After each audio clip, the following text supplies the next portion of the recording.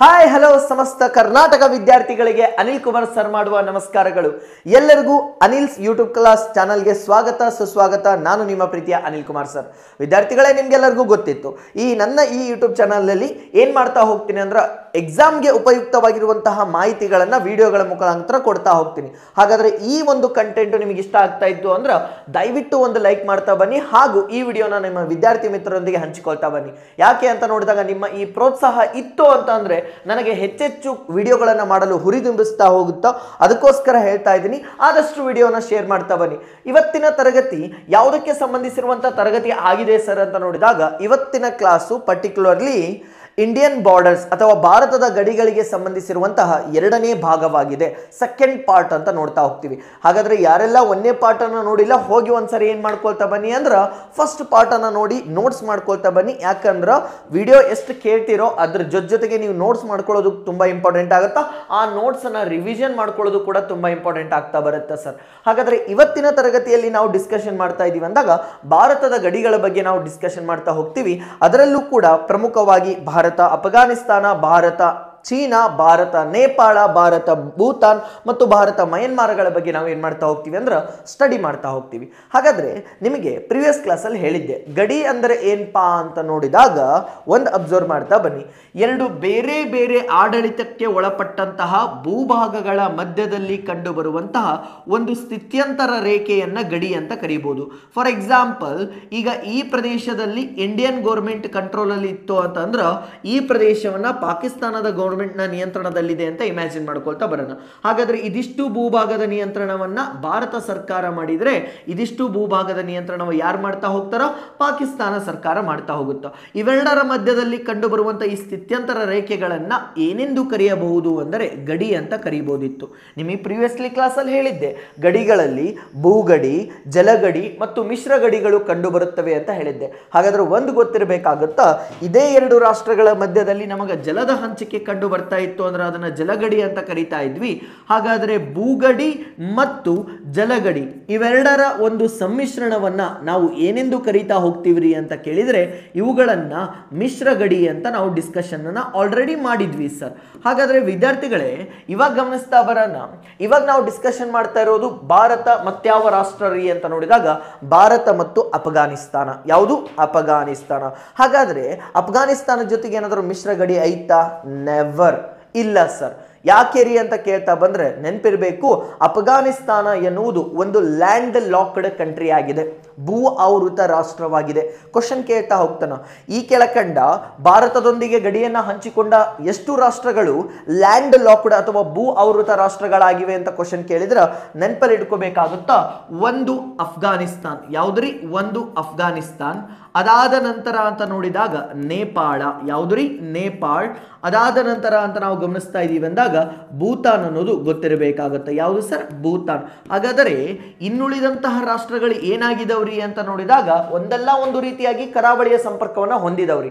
ಆದರೆ ಇವುಗಳು ಏನಾಗಿದವ್ರಿ ಅಂದ್ರ ಸಂಪೂರ್ಣವಾಗಿ ಭೂ ಆವೃತ ರಾಷ್ಟ್ರಗಳಾಗಿವೆ. ಏನಾಗಿದ? ಭೂ ಆವೃತ ರಾಷ್ಟ್ರಗಳಾಗಿದೆ. ಇಲ್ಲಿ ಮಿಸ್ಟೇಕ್ ಮಾಡ್ಕೊಳಕ್ ಹೋಗ್ಬೇಡ್ರಿ. ಏನಪ್ಪಾ ಅಂತ ಅಂದ್ರ ನಾನು ಇಲ್ಲಿ ಮಿಶ್ರ ಗಡಿಯನ್ನ ಹೊಂದಿರುವ ರಾಷ್ಟ್ರಗಳ ಬಗ್ಗೆ ಹೇಳ್ತಾ ಇಲ್ಲ.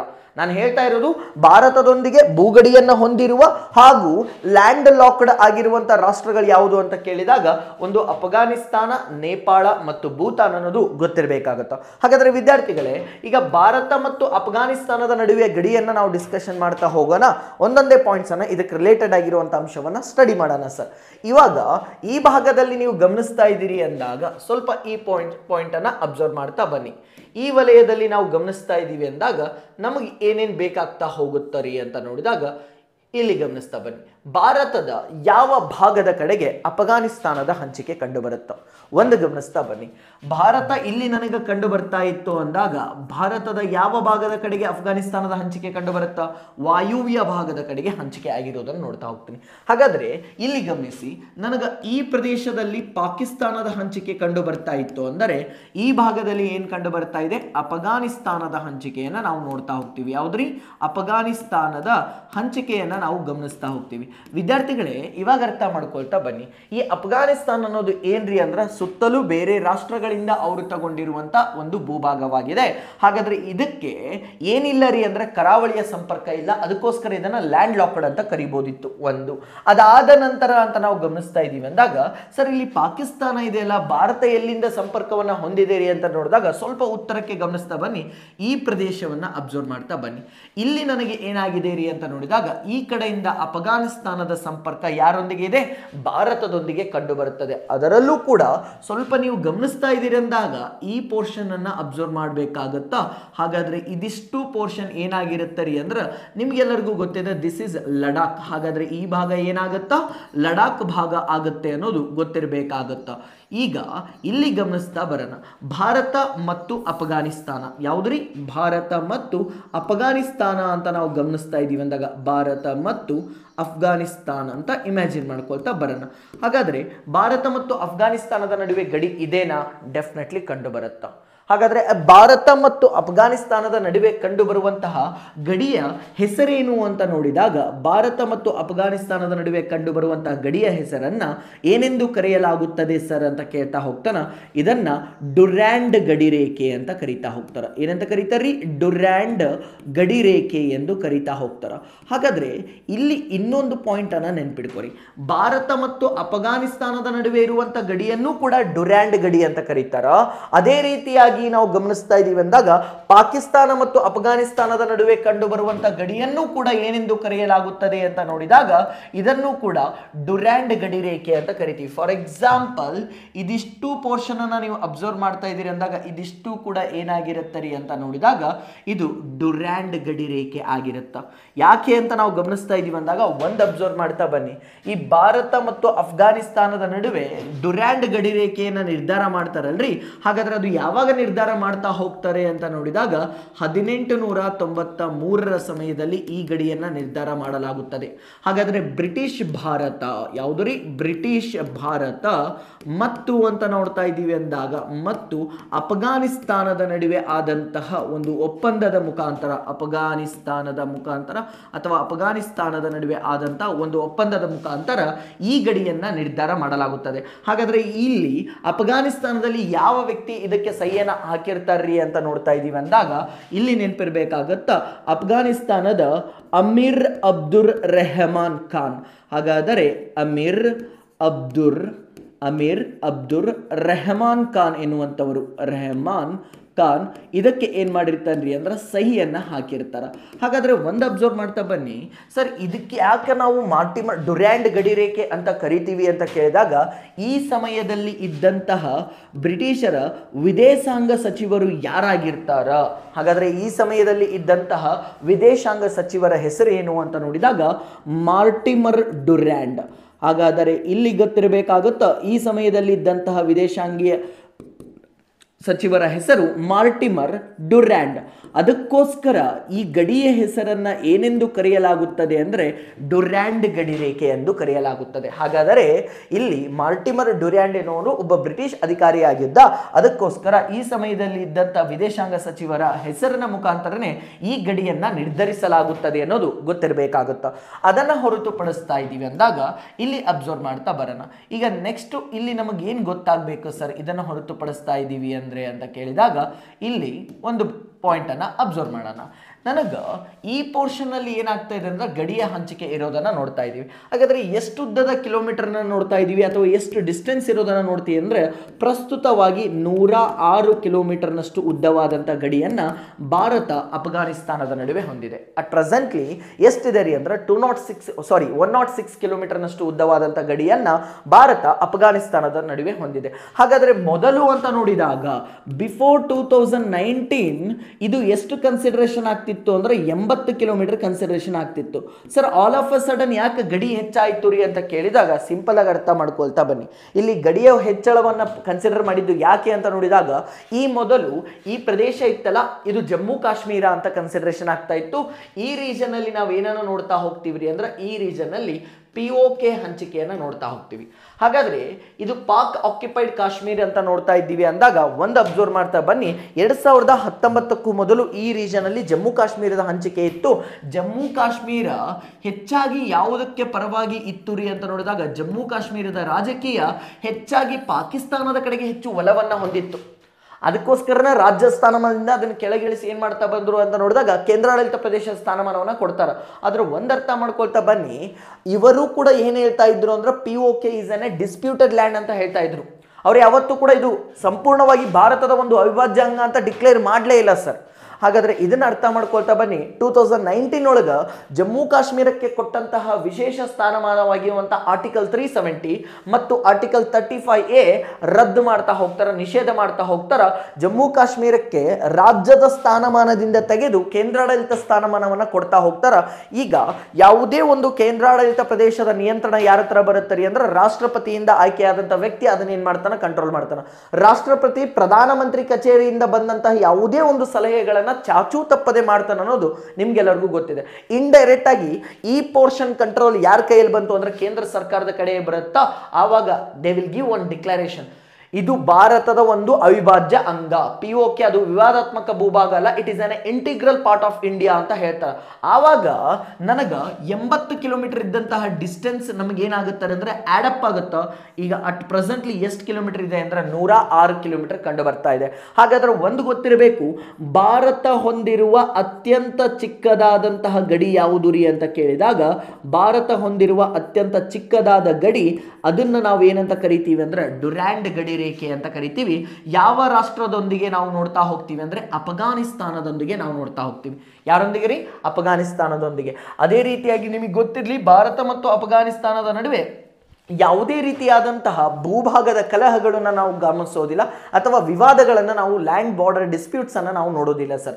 ಅದನ್ನು ಹೊರತುಪಡಿಸ್ತಾ ಇದ್ದೀವಿ ಅಂದಾಗ ಈ ರೀಜನ್ ಅಲ್ಲಿ ನಮ್ಗೆ ಏನು ಕಂಡು ಬರ್ತಾ ಹೋಗುತ್ತೆ ಅಂದ್ರೆ ಟ್ರಾನ್ಸ್ ಹಿಮಾಲಯನ್ ಶ್ರೇಣಿಗಳ ಹಂಚಿಕೆ ಇರೋದನ್ನ ನೋಡ್ತಾ ಹೋಗ್ತೀವಿ. ಫಾರ್ ಎಕ್ಸಾಂಪಲ್ ಕಾರಾಕೋರಂ ಆಗಿರ್ಬೋದು, ಈ ಭಾಗದಲ್ಲಿ ಲಡಾಖ್ ಆಗುತ್ತಾ, ಅದಾದ ನಂತರ ಜಾಸ್ಕರ ಶ್ರೇಣಿಗಳ ಹಂಚಿಕೆ ಈ ಕಾರಾಕೋರಂ ರೀಜನ್ ಈ ಕಡೆಯಿಂದನೇ ಬರುತ್ತೆ, ಪಾಮೀರ್ ನಾಟ್ ಇಂದ ಹಂಚಿಕೆ ಆಗ್ತಾ ಬರುತ್ತೆ. ಓಕೆ, ಹಾಗಾದ್ರೆ ಅದರ ಬಗ್ಗೆ ನಾವು ಹಿಮಾಲಯಗಳ ಬಗ್ಗೆ ಸ್ಟಡಿ ಮಾಡುವಾಗ ಸ್ಟಡಿ ಮಾಡೋಣ ಅಂತ. ಬಟ್ ಒಂದ್ ನೆನ್ಪಿಡ್ಕೋರಿ, ಇದು ಭಾರತ ಹೊಂದಿರುವ ಅತ್ಯಂತ ಚಿಕ್ಕದಾದಂತಹ ಭೂಗಡಿ ಅನ್ನೋದು ಗೊತ್ತಿರಬೇಕು. ಇನ್ ದ ಸೇಮ್ ವೇ ನಮಗೆ ಈ ಪೋರ್ಷನ್ ಅನ್ನ ಗಮನಿಸ್ತಾ ಇದ್ದೆ ಅಂದಾಗ ಒಂದು ನೆನ್ಪಿಡ್ಕೊಳ್ತಾ ಬನ್ನಿ, ಇಲ್ಲಿ ಯಾಕೆ ಸರ್ ಪಾಕಿಸ್ತಾನ ಮತ್ತು ಅಫಘಾನಿಸ್ತಾನ ನಡುವೆ ಗಡಿಯನ್ನ ನಾವು ಡ್ಯುರಾಂಡ್ ಗಡಿ ರೇಖೆ ಅಂತ ಕರಿತೀವಿ ಅಂತ ಕೇಳಿದ್ರ ಸಿಂಪಲ್ ಆಗಿ ಅರ್ಥ ಮಾಡ್ಕೋರಿ. ಭಾರತ ಮತ್ತು ಅಫಘಾನಿಸ್ತಾನದ ನಡುವೆ ಗಡಿಯನ್ನ ನಿರ್ಧಾರ ಮಾಡಿದ್ದು 1893. ಆ ಸಮಯದಲ್ಲಿ ಪಾಕಿಸ್ತಾನ ರಚನೆನೇ ಆಗಿರಲಿಲ್ಲ. ಅದನ್ನು ಹೊರತುಪಡಿಸ್ತಾ ಇದೀವಿ ಅಂದಾಗ ಪಾಕಿಸ್ತಾನ ಎನ್ನುವ ಪದದ ಪರಿಕಲ್ಪನೆ ಬಂದಿದ್ದೇ 1933ರಲ್ಲಿ ಚೌಧರಿ ರೆಹಮತ್ ಅಲಿ ಅವರು ಕೊಟ್ಟಿರ್ತಾರ. ಹಾಗಾದ್ರೆ ಈ ಸಮಯದಲ್ಲಿ ಪಾಕಿಸ್ತಾನದ ರಚನೆ ಆಗಿರಲಿಲ್ಲ, ಇದು ಒಂದು ಅಖಂಡ ಭಾರತದ ಭೂಭಾಗದ ಒಂದು ಭಾಗವಾಗಿತ್ತು. ಸೊ ಈ ಸಮಯದಲ್ಲಿ ಅಖಂಡ ಭಾರತದ ಭೂಭಾಗ ಮತ್ತು ಅಫಘಾನಿಸ್ತಾನದ ನಡುವೆ ಗಡಿಯನ್ನು ನಿರ್ಧಾರ ಮಾಡಲಾಗಿತ್ತು. ಹಾಗಾದ್ರೆ ಅಟ್ ಪ್ರೆಸೆಂಟ್ಲಿ ಪಾಕಿಸ್ತಾನ್ ಮತ್ತು ಅಫಘಾನಿಸ್ತಾನದ ನಡುವೆ ಇರುವಂತಹ ಗಡಿಯನ್ನು ಕೂಡ ಏನೆಂದು ಕರೆಯಲಾಗುತ್ತದೆ ಅಂತ ಕೇಳಿದಾಗ ಇದನ್ನು ಕೂಡ ಡ್ಯುರಾಂಡ್ ಗಡಿ ರೇಖೆ ಎಂದು ಕರೆಯಲಾಗುತ್ತದೆ. ಏನಂತ ಕರೀತಾ ಹೋಗ್ತಾರೆ ಇದನ್ನು ಕೂಡ ಡ್ಯುರಾಂಡ್ ಗಡಿ ರೇಖೆ ಅಂತ ಕರೀತಾರ. ಸರ್, ಇದರ ಉದ್ದ ಎಷ್ಟು ಅಂತ ನೋಡಿದಾಗ 2640 ಕಿಲೋಮೀಟರ್ಸ್ ಕಂಡು ಬರುತ್ತಾ. ಹಾಗಾದ್ರೆ ಒಂದು ಗೊತ್ತಿರಲಿ, ಡ್ಯುರಾಂಡ್ ಗಡಿ ರೇಖೆ ಅತಿ ಉದ್ದವಾಗಿರುವುದು ಯಾವ ರಾಷ್ಟ್ರಗಳ ನಡುವೆ ಅಂತ ಏನಾದರೂ ಕ್ವಶನ್ ಬಂತು ಅಂತ ಅಂದ್ರೆ ಅದು ಪಾಕಿಸ್ತಾನ ಮತ್ತು ಅಫಘಾನಿಸ್ತಾನದ ನಡುವೆ. ಹಾಗಾದರೆ ಭಾರತ ಮತ್ತು ಅಫಘಾನಿಸ್ತಾನದ ನಡುವೆ ಇರುವಂತಹ ಡ್ಯುರಾಂಡ್ ಗಡಿ ರೇಖೆ ಕೇವಲ 106 ಕಿಲೋಮೀಟರ್ ಇದೆ, 106 ಕಿಲೋಮೀಟರ್ ಇದೆ. ಲೋಯೆಸ್ಟ್ ಅಂತಲೂ ನಾವು ಕನ್ಸಿಡರೇಷನ್ ಮಾಡ್ತೀವಿ. ಅದು ಕೂಡ ಭಾರತ ಹೊಂದಿರುವ ಅತ್ಯಂತ ಚಿಕ್ಕದಾದ ಭೂಗಡಿ. ಆದರೆ ಪಾಕಿಸ್ತಾನದೊಂದಿಗೆ ಅಫಘಾನಿಸ್ತಾನ ಸರಿಸುಮಾರು 2640 ಕಿಲೋಮೀಟರ್ನಷ್ಟು ಉದ್ದವಾದ ಗಡಿಯನ್ನ ಒಳಗೊಂಡಿದೆ ಅನ್ನೋದನ್ನ ಇಲ್ಲಿ ಮರೆಯೋಕೆ ಹೋಗಬೇಡ್ರಿ. ಎಕ್ಸಾಮ್ ಪಾಯಿಂಟ್ ಆಫ್ ವ್ಯೂ ತುಂಬಾ ಇಂಪಾರ್ಟೆಂಟ್ ಆಗ್ತಾ ಹೋಗುತ್ತಾ.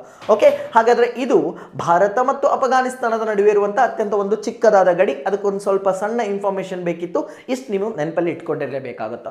ಇದನ್ನ ಹೊರತುಪಡಿಸ್ತಾ ಇದ್ದೀವಿ ಅಂದಾಗ ನೆಕ್ಸ್ಟ್ ನಾವು ಯಾವುದ್ರ ಬಗ್ಗೆ ಡಿಸ್ಕಷನ್ ಮಾಡ್ತಾ ಹೋಗ್ತೀವಿ ಅಂದ್ರೆ ಭಾರತ ಮತ್ತು ಚೀನಾದ ಗಡಿಯ ಬಗ್ಗೆ ಡಿಸ್ಕಷನ್ ಮಾಡ್ತೀವಿ.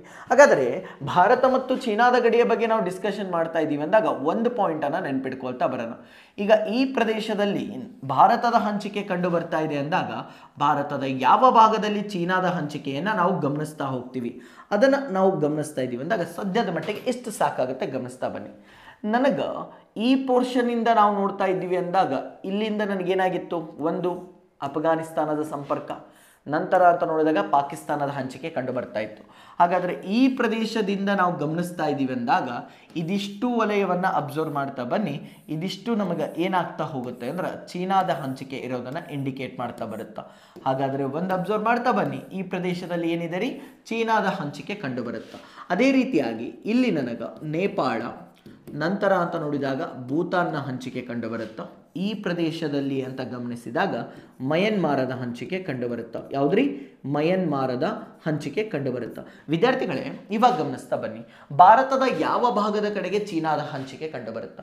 ಭಾರತದ ಯಾವ ಭಾಗದ ಕಡೆಗೆ ಚೀನಾದ ಹಂಚಿಕೆ ಕಂಡು ಬರುತ್ತಾರೆ ಅಂತ ನೋಡಿದಾಗ ಭಾರತದ ಈಶಾನ್ಯ ಭಾಗದ ಕಡೆಗೆ ಚೀನಾದ ಹಂಚಿಕೆ ಕಂಡು ಬರುತ್ತಾ. ಯಾವ ಭಾಗದ ಕಡೆಗೆ, ಈಶಾನ್ಯ ಭಾಗದ ಕಡೆಗೆ ಚೀನಾದ ಹಂಚಿಕೆ ಹೊಂದಿರುತ್ತಾ. ಅದೇ ರೀತಿಯಾಗಿ ಈ ಚೀನಾ ಪೂರ್ವದಿಂದ ನಾವು ಗಮನಿಸ್ತಾ ಇದ್ದೀವಿ ಅಂದಾಗ ಈ ಕಡೆ ಪೂರ್ವ ಚೀನಾ ಸಮುದ್ರದ ಹಂಚಿಕೆ ಕಂಡು ಬರುತ್ತಾ. ನಥಿಂಗ್ ಬಟ್ ಯಾವುದು ರೀ ಅಂತ ನೋಡಿದಾಗ ಶಾಂತ ಮಹಾಸಾಗರದೊಂದಿಗೆ ಕರಾವಳಿಯ ಸಂಪರ್ಕವನ್ನು ಹೊಂದಿದೆ. ಆದರೆ ಇದು ಯಾವುದೇ ರೀತಿಯಾಗಿ ಹಿಂದೂ ಮಹಾಸಾಗರದೊಂದಿಗೆ ಏನನ್ನ ಒಳಗೊಂಡಿಲ್ಲ ರೀ ಅಂತ ನೋಡಿದಾಗ ಕರಾವಳಿ ಸಂಪರ್ಕವನ್ನು ಚೀನಾ ಒಳಗೊಂಡಿಲ್ಲ. ಹಾಗಾದರೆ ಭಾರತದೊಂದಿಗೆ ಚೀನಾ ಕೇವಲ ಭೂಗಡಿಯನ್ನ ಮಾತ್ರ ಒಳಗೊಂಡಿದೆ ಅನ್ನೋದು ಇದ್ರ ಮುಖಾಂತರ ಗೊತ್ತಿರಬೇಕಾಗತ್ತ.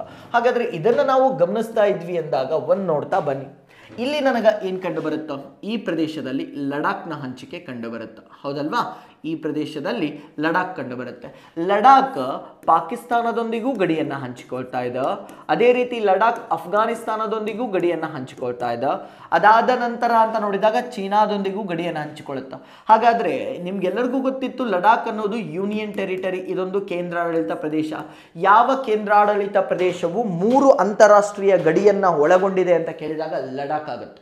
ಹಾಗಾದರೆ ಇದು ಏನನ್ನ ಒಳಗೊಂಡಿದೆ ರೀ ಅಂತ ನೋಡಿದಾಗ 3 ಇಂಟರ್ನ್ಯಾಷನಲ್ ಬಾರ್ಡರ್ಸ್ ಅನ್ನ ಒಳಗೊಂಡಿದೆ. ನ್ಯಾಷನಲ್ ಬಾರ್ಡರ್ಸ್ ಅನ್ನ ಒಳಗೊಂಡಿದೆ ಅನ್ನೋದು ಗೊತ್ತಿರಬೇಕಾಗುತ್ತೆ. ಓಕೆ, ಹಾಗಾದರೆ ಇಲ್ಲಿ ನನಗೆ ಲಡಾಖ್ನ ಹಂಚಿಕೆ ಕಂಡು ಬರುತ್ತಾ. ಅದಾದ ನಂತರ ಹಿಮಾಚಲ ಪ್ರದೇಶ, ಇದಾದ ನಂತರ ಉತ್ತರಾಖಂಡ್ನ ಹಂಚಿಕೆ ಕಂಡು ಬರುತ್ತಾ. ಒಂದು ಗಮನಿಸ್ತಾ ಬನ್ನಿ, ಇದಿಷ್ಟು ಪೋರ್ಷನ್ ನನಗೇನಿದೆ ಅಂದರೆ ನೇಪಾಳ. ಹಾಗಾದರೆ ಇಲ್ಲಿರುವ ಯಾವುದೇ ರಾಜ್ಯಗಳು ಯಾರೊಂದಿಗೆ ಸಂಪರ್ಕವನ್ನು ಹೊಂದಿಲ್ಲ ಅಂದರೆ ಚೀನಾದೊಂದಿಗೆ ಸಂಪರ್ಕವನ್ನು ಹೊಂದಿಲ್ಲ, ಗೊತ್ತಿರಬೇಕಾಗುತ್ತಾ. ಇದಾದ ನಂತರ ಈ ಪ್ರದೇಶದಲ್ಲಿ ನನಗೇನು ಕಂಡು ಬರುತ್ತಾ, ಸಿಕ್ಕಿಂನ ಹಂಚಿಕೆ ಕಂಡು ಬರುತ್ತೆ. ಯಾವುದ್ರಿ, ಸಿಕ್ಕಿಂ ಆದ ನಂತರ ನಮಗೆ ಈ ವಲಯದಲ್ಲಿ ಅರುಣಾಚಲ ಪ್ರದೇಶದ ಹಂಚಿಕೆಯನ್ನು ನಾವು ನೋಡ್ತಾ ಹೋಗ್ತೀವಿ. ಯಾವುದು ವಿದ್ಯಾರ್ಥಿಗಳೇ, ಅರುಣಾಚಲ ಪ್ರದೇಶದ ಹಂಚಿಕೆ. ಹಾಗಾದರೆ ಚೀನಾದೊಂದಿಗೆ ಲಡಾಖ್, ಹಿಮಾಚಲ ಪ್ರದೇಶ್, ಉತ್ತರಾಖಂಡ್, ಸಿಕ್ಕಿಂ, ನಂತರ ಅರುಣಾಚಲ, ಈ ರಾಜ್ಯಗಳು ಏನು ಮಾಡ್ತಾ ಇದ್ದವ್ರಿ ಅಂದ್ರೆ ಗಡಿಯನ್ನ ಹಂಚಿಕೊಳ್ತಾ ಇದ್ದವು. They are sharing their border with China ಅನ್ನೋದು ಗೊತ್ತಿರಬೇಕಾಗುತ್ತಾ. ಈ ಪ್ರದೇಶದಲ್ಲಿ ನನಗೇನು ಕಂಡು ಬರುತ್ತಾ, ಚೀನಾ. ಹಾಗಾದರೆ ಈ ಚೀನಾದ ಗಡಿಯನ್ನು ನಾವು ಸ್ಟಡಿ ಮಾಡ್ತಾ ಇದ್ದೀವಿ ಅಂದಾಗ ಒಂದೊಂದೇ ಪಾಯಿಂಟ್ಸನ್ನು ನಾವು ಸ್ಟಡಿ ಮಾಡ್ತಾ ಬರಬೇಕಾಗುತ್ತಾ. ಎಸ್ಪೆಷಲಿ ಭಾರತ ಮತ್ತು ಚೀನಾದ ನಡುವೆ ಇರುವಂಥ ಗಡಿ ವಿವಾದಗಳು ಪಾಕಿಸ್ತಾನಕ್ಕಿಂತಲೂ ಹೆಚ್ಚು ಜಟಿಲವಾಗಿದೆ ಸರ್. ಅಬ್ಸರ್ವ್ ಮಾಡ್ತಾ ಬನ್ನಿ, ನಾವು ನೋಡ್ತಾ ಹೋಗ್ತೀವಿ ಏನು ಇಂಡಿಯಾ ಪಾಕಿಸ್ತಾನ ಬಾರ್ಡರ್ ಇದೆ, ಬಾರ್ಡರ್ ಇಶ್ಯೂ 1 ಅಥವಾ 2 ಕಡೆ ಇದೆ. ಬಟ್ ಚೀನಾ ಜೊತೆಗೆ ಹಂಗಿಲ್ಲ, ಎಲ್ಲಿ ಬರ್ತೀರ ಅಲ್ಲಿ ಎಲ್ಲ ಕಡೆನೂ ಏನಿದೆ ರೀ ಅಂದ್ರೆ ವಿವಾದಗಳನ್ನು ನಾವು ಗಮನಿಸ್ತಾ ಹೋಗ್ತೀವಿ. ಹಾಗಾದರೆ ಈ ಪಾಯಿಂಟ್ಸನ್ನು ನಾವು ಗಮನಿಸ್ತಾ ಇದ್ವಿ ಅಂದಾಗ ಒಂದು ಅಬ್ಸರ್ವ್ ಮಾಡ್ತಾ ಬರೋಣ. ಯಾರ ನಡುವಿನ ಗಡಿಯನ್ನು ನಾವು ಇವಾಗ ಡಿಸ್ಕಷನ್ ಮಾಡ್ತಾ ಹೋಗ್ತೀವ್ರಿ ಅಂತ ಕೇಳಿದರೆ ಭಾರತ ಮತ್ತು ಚೀನಾದ ನಡುವಿನ ಗಡಿಯನ್ನು ನಾವು ಡಿಸ್ಕಷನ್ ಮಾಡ್ತಾ ಹೋಗ್ತೀವಿ.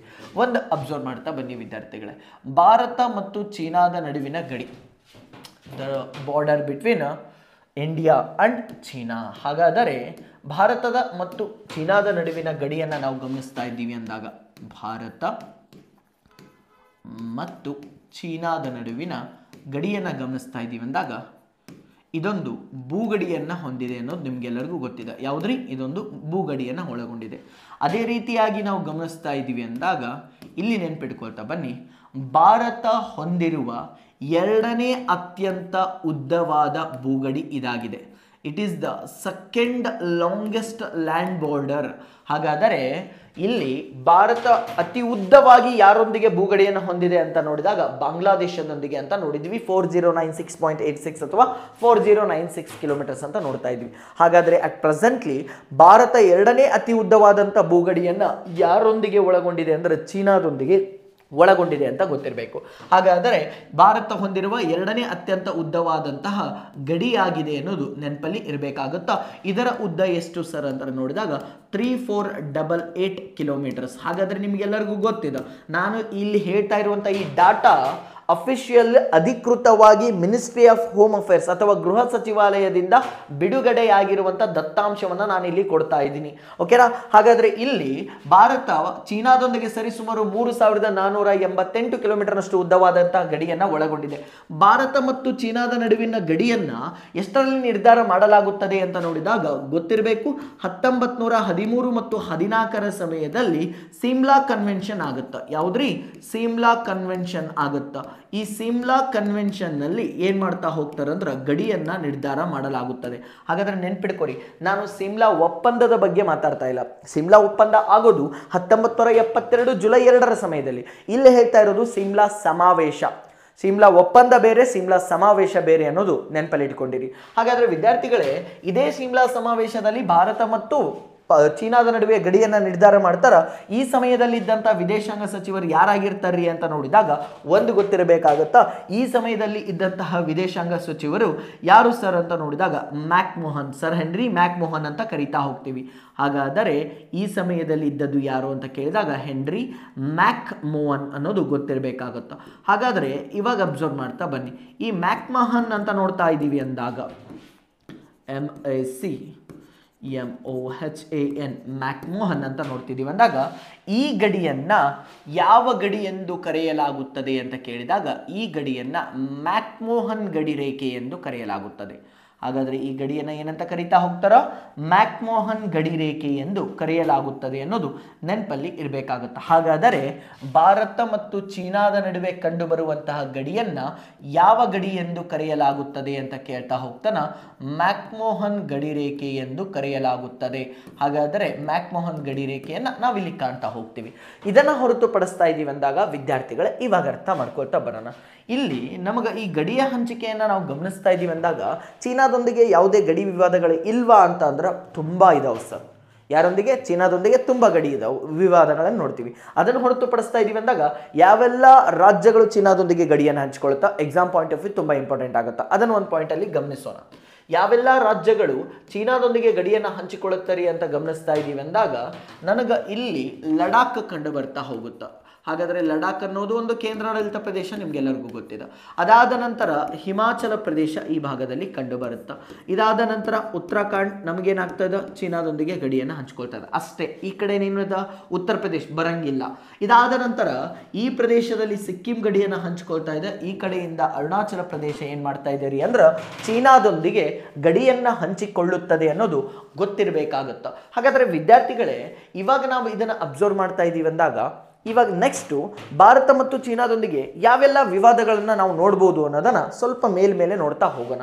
ಇದನ್ನು ನಾವು ಗಮನಿಸ್ತಾ ಇದ್ವಿ ಅಂದಾಗ ಈ ಪಾಯಿಂಟಲ್ಲಿ ಅಬ್ಸರ್ವ್ ಮಾಡ್ತಾ ಬನ್ನಿ. ಏನು ಸರ್? ಈ ವಲಯದಲ್ಲಿ ಅಬ್ಸರ್ವ್ ಮಾಡ್ತಾ ಬನ್ನಿ. ನಮಗೆ ಕ್ರಮೇಣವಾಗಿ ಈ ಪ್ರದೇಶ ಇದೆ ಅಲ್ಲ, ಈ ರೀಜನಲ್ಲಿ ನಾವು ಡಿಸ್ಪ್ಯೂಟೆಡ್ ಏರಿಯಾವನ್ನು ನೋಡ್ತಾ ಹೋಗ್ತೀವಿ. ಎಸ್ಪೆಷಲಿ ನಿಮಗೆ LAC line of actual control ನಮಗೆ ಕಂಡು ಬರೋದನ್ನು ನಾವು ಗಮನಿಸ್ತಾ ಹೋಗ್ತೀವಿ.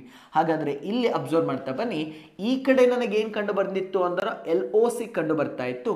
ಈ ಪ್ರದೇಶದಲ್ಲಿ ಏನು ಕಂಡು ಬರುತ್ತಾರೆ ಅಂತ ನೋಡಿದಾಗ ಇಲ್ಲಿ LAC ಕಂಡು ಬರುತ್ತಾ. ಹಾಗಾದರೆ ಇವಾಗ ಅಬ್ಸರ್ವ್ ಮಾಡ್ತಾ ಬನ್ನಿ, LAC stands for line of actual control. ಹಾಗಾದರೆ ಲೈನ್ ಆಫ್ ಆ್ಯಕ್ಚುಯಲ್ ಕಂಟ್ರೋಲ್ ಅಂತ ಕರೀತಾ ಹೋಗ್ತೀವಿ.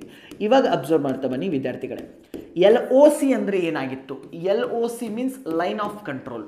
ಹಾಗಾದರೆ ಇದನ್ನು ನಿಯಂತ್ರಣಾ ರೇಖೆ ಎಂದು ಕರೆದರೆ ಇದನ್ನು ವಾಸ್ತವ ನಿಯಂತ್ರಣಾ ರೇಖೆ ಎಂದು ಕರೆಯಲಾಗುತ್ತದೆ. ಹಾಗಾದರೆ ವಾಸ್ತವ ನಿಯಂತ್ರಣಾ ರೇಖೆ ಯಾವ ಎರಡು ರಾಷ್ಟ್ರಗಳಿಗೆ ಸಂಬಂಧಿಸುತ್ತದೆ ಅಂತ ಕೇಳಿದಾಗ ಭಾರತ ಮತ್ತು ಚೀನಾದ ನಡುವೆ ಸಂಬಂಧಿಸುತ್ತೆ. ಹಾಗಾದರೆ ಇದೇ LACಯನ್ನು 3 ಭಾಗಗಳಾಗಿ ವಿಭಜನೆ ಮಾಡ್ತಾ ಹೋಗ್ತಾರೆ.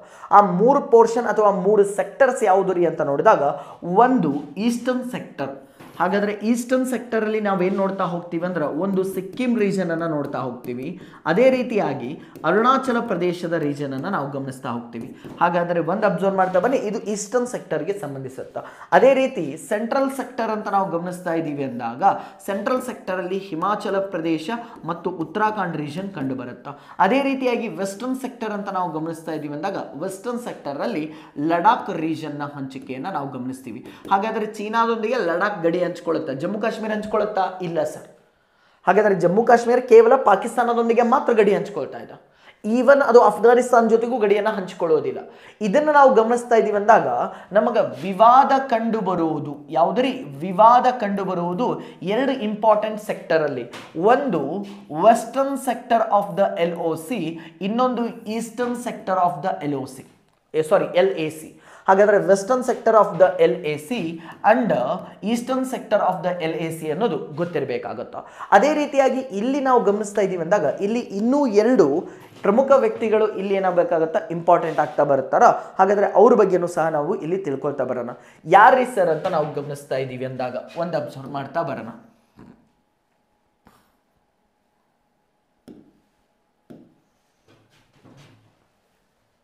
ಹಾಗಾದ್ರೆ ಇಲ್ಲಿ ಮತ್ತೆ ನಮಗೆ ಏನು ಇಂಪಾರ್ಟೆಂಟ್ ಆಗುತ್ತಾ, ಇಬ್ರು ಇಂಪಾರ್ಟೆಂಟ್ ಆಗ್ತಾ ಹೋಗ್ತಾರ. ಅವ್ರು ಯಾರು ಅಂತ ಗಮನಿಸೋಣ. ಆ ಲೈನ್ ಅನ್ನ ಸ್ವಲ್ಪ ಸ್ಟಡಿ ಮಾಡ್ತಾ ಬರೋಣ. ಇಲ್ಲಿ ಅಬ್ಸರ್ವ್ ಮಾಡ್ತಾ ಬನ್ನಿ. ಇಲ್ಲಿ ಇರುವಂತಹ ಈ ರೇಖೆ LAC ಅಂತ ಕರಿತಾ ಇದ್ವಲ್ಲ, ಈ ಒಂದು ಲೈನ್ ಅನ್ನ ನೆನಪಲ್ಲಿ ಇಟ್ಕೊರಿ. ಇದನ್ನ X ಅಂತ ಇಮ್ಯಾಜಿನ್ ಮಾಡ್ಕೊಳ್ಳೋಣ. ಅದೇ ರೀತಿಯಾಗಿ ಹೊರಗಡೆ ಇರುವಂತ ಈ ರೇಖೆ ಇದನ್ನ Y ಅಂತ ಇಮ್ಯಾಜಿನ್ ಮಾಡ್ಕೊಳ್ತಾ ಬರೋಣ. ಏನಂತ ಇಮ್ಯಾಜಿನ್ ಮಾಡ್ಕೊಳ್ಳೋಣ? Y. ಹಾಗಾದ್ರೆ ಈ ರೇಖೆಯನ್ನ ಎಳೆದಂತಹ ವ್ಯಕ್ತಿ ಯಾರು ಅಂತ ನೋಡಿದಾಗ 1865 ಸಮಯದಲ್ಲಿ 1865 ಸಮಯದಲ್ಲಿ ಬ್ರಿಟಿಷ್ ಸರ್ವೇಯರ್ ಆಗಿರುವಂತಹ ಜಾನ್ಸನ್ ಎನ್ನುವಂತವರು ಇದನ್ನ ಎಳಿತಾ ಹೋಗ್ತಾರೆ. ಹಾಗಾದರೆ ಇಲ್ಲಿ ಅಬ್ಸರ್ವ್ ಮಾಡ್ತಾ ಬನ್ನಿ, ಇದನ್ನ ಜಾನ್ಸನ್ ಲೈನ್ ಅಂತ ಕರೀತಾ ಹೋಗ್ತಾರೆ. ಏನಂತ ಕರೀತಾರ? Johnson line. ಅದೇ ರೀತಿಯಾಗಿ ಈ ಒಳಗಡೆ ಇರುವಂತ ಈ X ಎನ್ನುವಂತ ರೇಖೆ ಅಥವಾ ಈ ಒಳಭಾಗದಲ್ಲಿರುವಂತ LAC ರೇಖೆಯನ್ನ 1893 ಸಮಯದಲ್ಲಿ ಯಾರು ಎಳಿತಾ ಹೋಗ್ತಾರ್ರಿ ಅಂತ ನೋಡಿದಾಗ ಮ್ಯಾಕ್ಡೊನಾಲ್ಡ್ ರವರು ಎಳಿತಾ ಹೋಗ್ತಾರ. ಹಾಗಾದ್ರೆ ಇದನ್ನ ಮ್ಯಾಕ್ಡೊನಾಲ್ಡ್ ರೇಖೆ ಅಂತಲೂ ಸಹ ಕರೀತಾ ಹೋಗ್ತಾರ. ಹಾಗಾದ್ರೆ ಒಂದು ಅಬ್ಸರ್ವ್ ಮಾಡ್ತಾ ಬರೋಣ. ಇಲ್ಲಿ ಕ್ವಶನ್ ಕೇವಲ ಮ್ಯಾಕ್ಮೋಹನ್ ರೇಖೆ ಅಂತ ಕೇಳಿದಾಗ ಮಾತ್ರ ಅಲ್ಲ, ಜಾನ್ಸನ್ ರೇಖೆ ಯಾವ ಎರಡು ರಾಷ್ಟ್ರಗಳಿಗೆ ಸಂಬಂಧಿಸುತ್ತಾ? ಭಾರತ ಮತ್ತು ಚೀನಾ ನಡುವೆ ಸಂಬಂಧಿಸುತ್ತಾ. ಮ್ಯಾಕ್ಡೊನಾಲ್ಡ್ ರೇಖೆ ಭಾರತ ಮತ್ತು ಚೀನಾಗೆ ಸಂಬಂಧಿಸುತ್ತಾ. ಇದು ನೆನಪಿರಬೇಕು. ಹಾಗಾದರೆ ಭಾರತದವರು ಯಾವ ರೇಖೆ ಅಧಿಕೃತ ರೇಖೆ ಅಂತ ಕನ್ಸಿಡರೇಷನ್ ಮಾಡ್ತಾರಂದ್ರ ಜಾನ್ಸನ್ ಲೈನ್ ಅನ್ನ ಒಪ್ಪಿಕೊಳ್ತಾರ. ಆದರೆ ಚೀನಾದವ್ರು ಏನು ಹೇಳ್ತಾ ಹೋಗ್ತಾರ್ರಿ ಅಂತ ನೋಡಿದಾಗ ಮ್ಯಾಕ್ಡೊನಾಲ್ಡ್ ರೇಖೆಯನ್ನ ಒಪ್ಪಿಕೊಳ್ತಾ ಹೋಗ್ತಾರ. ಹಾಗಾದ್ರೆ ನೆನ್ಪಿಡ್ಕೋರಿ, ಚೀನಾ ಸಪೋರ್ಟ್ ಮಾಡೋದು ಯಾವ ರೇಖೆಯನ್ನ ಅಂತ ಕೇಳಿದಾಗ ಮ್ಯಾಕ್ಡೊನಾಲ್ಡ್ ರೇಖೆಯನ್ನ, ಇಂಡಿಯಾ ಸಪೋರ್ಟ್ ಮಾಡೋದು ಯಾವ ರೇಖೆಯನ್ನ ಅಂತ ಕೇಳ್ತಾ ಇದ್ದಾನೆ ಅಂದಾಗ ಜಾನ್ಸನ್ ರೇಖೆಯನ್ನ ಅನ್ನೋದು ಗೊತ್ತಿರಬೇಕಾಗುತ್ತ. ಹಾಗಾದ್ರೆ ಇವಾಗ ಅಬ್ಸರ್ವ್ ಮಾಡ್ತಾ ಬನ್ನಿ, ನನಗೆ ಈ ಪೋರ್ಷನ್ ಇದೆ ಅಲ್ಲ, ಇದನ್ನ ಅಕ್ಸೈ ಚಿನ್ ರೀಜನ್ ಅಂತ ಕರಿತಾ ಹೋಗ್ತೀವಿ. ಏನಂತ ಕರಿತೀವಿ? ಇದನ್ನ ಅಕ್ಸೈ ಚಿನ್ ರೀಜನ್ ಅಂತ ಕರಿತೀವಿ. ಸರ್ ಒಂದು ಗೊತ್ತಿರಬೇಕು, ಈ ಒಂದು ರೀಜನ್ ಅನ್ನ 1962 ಸಮಯದಲ್ಲಿ 1962 ಇಂಡಿಯಾ ಮತ್ತು ಚೀನಾದ ನಡುವೆ, ಇಂಡಿಯಾ ಮತ್ತು ಯಾರ ನಡುವೆ? ಚೀನಾದ ನಡುವೆ ನಮಗ ಒಂದು ಯುದ್ಧ ಆಗುತ್ತ. ಈ ಯುದ್ಧದಲ್ಲಿ ಮೇಲುಗೈಯನ್ನ ಯಾರು ಸಾಧಿಸ್ತಾರ ಅಂದ್ರೆ ಚೀನಾ ಸಾಧಿಸುತ್ತ. ಹಾಗಾದ್ರೆ ಇವಾಗ ಅರ್ಥ ಮಾಡ್ಕೊಳ್ತಾ ಬನ್ನಿ, during 1962 war between India and China, ಇವಾಗ ಮೇಲುಗೈ ಸಾಧಿಸೋದು ಯಾರು ಅಂತ ನೋಡಿದಾಗ ಚೀನಾ ಮೇಲುಗೈ ಸಾಧಿಸುತ್ತಾ. ಅದಕ್ಕೋಸ್ಕರ ಆ ಸಮಯದಲ್ಲಿ ಅವರು ಸರ್ಟೈನ್ ಪೋರ್ಷನ್ ಆಫ್ ಲಡಾಖ್ ಅನ್ನ ಆಕ್ಯುಪೈ ಮಾಡಿಕೊಂಡ್ರು. ಹಾಗಾದ್ರೆ ಇದನ್ನ ಅಕ್ಸೈ ಚಿನ್ ರೀಜನ್ ಅಂತ ಕರಿತೀವಿ. ಹಾಗಾದ್ರೆ 1962 ವಾರ್ ಅಲ್ಲಿ ಏನ್ ಮಾಡಿದ್ರು ಅಂದ್ರೆ ಈ ರೀಜನ್ ಅನ್ನ ಮತ್ತು ಸ್ವಲ್ಪ ಪ್ರದೇಶ, ಈ ಭಾಗದ ಸ್ವಲ್ಪ ಪ್ರದೇಶವನ್ನ ಏನ್ ಮಾಡಿತ್ತು ಅಂದ್ರೆ ಚೀನಾ ಆಕ್ಯುಪೈ ಮಾಡ್ಕೊಳ್ತು ಸರ್. ಹಾಗಾದ್ರೆ ತಮ್ಮ ಟ್ರೂಪ್ಸ್ ಅನ್ನ ಅಲ್ಲಿ ಏನ್ ಮಾಡ್ತಾ ಬಂತು ಅಂದ್ರೆ ಡಿಪ್ಲಾಯ್ ಮಾಡ್ತಾ ಬಂದ್ರು. ಆ ರೀಜನ್ ಅನ್ನ ಕಂಟ್ರೋಲಿಗೆ ತಗೊಳ್ತಾ ಬಂತು. ಅದಕ್ಕೋಸ್ಕರ ಇದನ್ನ ಅಕ್ಸೈ ಚಿನ್ ರೀಜನ್ ಅಂತ ಕರಿತಾ ಹೋಗ್ತೀವಿ ಅನ್ನೋದು ಗೊತ್ತಿರಬೇಕಾಗುತ್ತೆ. ಅದೇ ರೀತಿಯಾಗಿ ಇಲ್ಲಿ ನಾವು ಒಂದು ಗಡಿಯನ್ನ ಗಮನಿಸ್ತಾ ಇದೀವಲ್ಲ, ಇದನ್ನ LAC ಅಂತಲೂ ಸಹ ಕರಿತಾ ಹೋಗ್ತೀವಿ, ಲೈನ್ ಆಫ್ ಆಕ್ಚುವಲ್ ಕಂಟ್ರೋಲ್ ಅಂತಲೂ ಸಹ ಕರಿತಾ ಹೋಗ್ತೀವಿ. ಹಾಗಾದ್ರೆ ಭಾರತ ಮತ್ತು ಚೀನಾದ ನಡುವೆ ಆವಾಗವಾಗ ನಮಗ ಗಲಾಟೆ ಆಗ್ತಾ ಇದೆ ಅಂತ ನೋಡ್ತಾ ಇದೀವಿ ಅಂದಾಗ, ಇಂಡಿಯನ್ ಟ್ರೂಪ್ಸ್ ಮತ್ತು ಚೀನಾ ಟ್ರೂಪ್ಸ್ ನಡುವೆ ಸಂಘರ್ಷ ಆಗ್ತಾ ಇದೆ ಅಂದಾಗ ಯಾವ ರೀಜನ್ ಅಲ್ಲಿ ನಾವು ಹೆಚ್ಚಾಗಿ ನೋಡ್ತಾ ಹೋಗ್ತೀವಿ ಅಂತ ನೋಡಿದಾಗ ಈ LAC ರೀಜನ್ ಅಲ್ಲಿ ನೋಡ್ತಾ ಹೋಗ್ತೀವಿ. ಒಂದು ಗೊತ್ತಿರಬೇಕು, ಗಲ್ವಾನ್ ವ್ಯಾಲಿ ರೀಜನ್ ಅಲ್ಲಿ ನಮ್ಗೆ ಏನಾಗಿತ್ತು ಅಂತ ನೋಡಿದಾಗ ಭಾರತ ಮತ್ತು ಚೀನಾದ ಸೈನಿಕರ ನಡುವೆ ಜಟಾಪಟಿ ನಡೆದಿತ್ತು. ಹಾಗಾದ್ರೆ ಈ ಗಲ್ವಾನ್ ವ್ಯಾಲಿ ಎಲ್ಲಿ ಕಂಡು ಬರುತ್ತೆ ಅಂದ್ರೆ ಇದೇ ರೀಜನ್ ಅಲ್ಲೇ ಕಂಡು ಬರುತ್ತೆ. ಹಾಗಾದ್ರೆ ಈ LAC ರೀಜನ್ ಇದೆಯಲ್ಲ, ಇಲ್ಲಿ ನಮಗ ಗಲ್ವನ್ ಕಣಿವೆ ಕಂಡು ಬರ್ತಾ ಹೋಗುತ್ತಾ. ಗಲ್ವನ್ ಅನ್ನೋದು ಏನು ಸರ್ ಅಂದ್ರೆ ಒಂದು ನದಿ ಹೆಸರು. ಹಾಗಾದ್ರೆ ಆ ಗಲ್ವನ್ ಅನ್ನೋದು ಶೋಕ್ ಎನ್ನುವಂತಹ ನದಿಯ ಒಂದು ಉಪನದಿಯಾಗಿದೆ. ಹಾಗಾದ್ರೆ ಗಲ್ವನ್ ರೀಜನ್ ಅಲ್ಲಿ ನಮಗೆ ಡಿಸ್ಪ್ಯೂಟ್ ಕಂಡು ಬಂದಿದ್ದು ಯಾವ ಎರಡು ರಾಷ್ಟ್ರಗಳ ನಡುವೆ ಅಂತ ಕೇಳಿದಾಗ ಭಾರತ ಮತ್ತು ಚೀನಾದ ನಡುವೆ ಅನ್ನೋದು ಒಂದು ಗೊತ್ತಿರಬೇಕಾಗುತ್ತೆ. ಇದನ್ನ ಹೊರತುಪಡಿಸ್ತಾ ಇದೀವಿ ಅಂದಾಗ ನಮಗ ಇದು ಆದ ನಂತರ ಮತ್ತೇನನ್ನ ನಾವು ಗಮನಿಸಬಹುದು ಸರ್ ಅಂತ ಕೇಳಿದಾಗ ವಿದ್ಯಾರ್ಥಿಗಳೇ ಇಲ್ಲಿ ಅರ್ಥ ಮಾಡ್ಕೊಳ್ತಾ ಬನ್ನಿ. ಚೀನಾದ ಒಬ್ಬ ಲೀಡರ್ ಇದಾನ, ಅವ್ರ ಹೆಸರೇನು ಅಂದ್ರ ಮಾವೋ ಝೆಡಾಂಗ್ ಅಂತ. ಅವ್ರ ಹೆಸರೇನು? Mao Zedong. ಹಾಗಾದರೆ ಇಲ್ಲಿ ಅಬ್ಸರ್ವ್ ಮಾಡ್ತಾ ಬನ್ನಿ, ಈ ಮಾವೋ ಝೆಡಾಂಗ್ ಎನ್ನುವಂಥವ್ರು ಒಂದು ಪಾಲಿಸಿಯನ್ನ ಕೊಟ್ಟಿದ್ರು. ಅಥವಾ ಒಂದು ನೀತಿಯನ್ನು ಕೊಟ್ಟಿದ್ರು, ಅದನ್ನು 5 ಫಿಂಗರ್ ಪಾಲಿಸಿ ಅಂತ ಕರೀತಾ ಹೋಗ್ತೀವಿ. ಹಾಗಾದರೆ 5 ಫಿಂಗರ್ ಪಾಲಿಸಿ ಅಂದರೆ ಏನು ಅಂತ ಕೇಳಿದಾಗ, ಇವರ ಪ್ರಕಾರ ಈ ಟಿಬೆಟ್ ರೀಜನ್ ಐತಲ್ಲ, ಇದು ಟಿಬೆಟ್ ರೀಜನ್ ಯಾರ ಕಂಟ್ರೋಲಲ್ಲಿ ಇದೆ? ಚೀನಾ ಕಂಟ್ರೋಲಲ್ಲಿ ಇದೆ. ಟಿಬೆಟ್ ರೀಜನ್ ನಾವು ಒಂದು ಕೈ ಅಂತ ಇಮ್ಯಾಜಿನ್ ಮಾಡ್ತಾ ಇದ್ದಾರೆ ಅಂದಾಗ, ಹ್ಯಾಂಡ್ ಅಂತ ಇಮ್ಯಾಜಿನ್ ಮಾಡ್ತಾ ಇದ್ದಾರೆ ಅಂದಾಗ, ಇದರ 5 ಬೆಳ್ಳುಗಳು 5 ಪ್ರದೇಶಗಳನ್ನು ಇಂಡಿಕೇಟ್ ಮಾಡುತ್ತಾ, ಆ 5 ಪ್ರದೇಶಗಳು ಚೀನಾಗೆ ಸಂಬಂಧಿಸಿದ್ದು ಅಂತ ಮಾವೋ ಜೆಡಾಂಗ್ ಅವರು ಏನು ಮಾಡ್ತಾ ಹೋಗ್ತಾರೆ ಅಂದ್ರೆ ಪ್ರತಿಪಾದಿಸ್ತಾ ಹೋಗ್ತಾರೆ.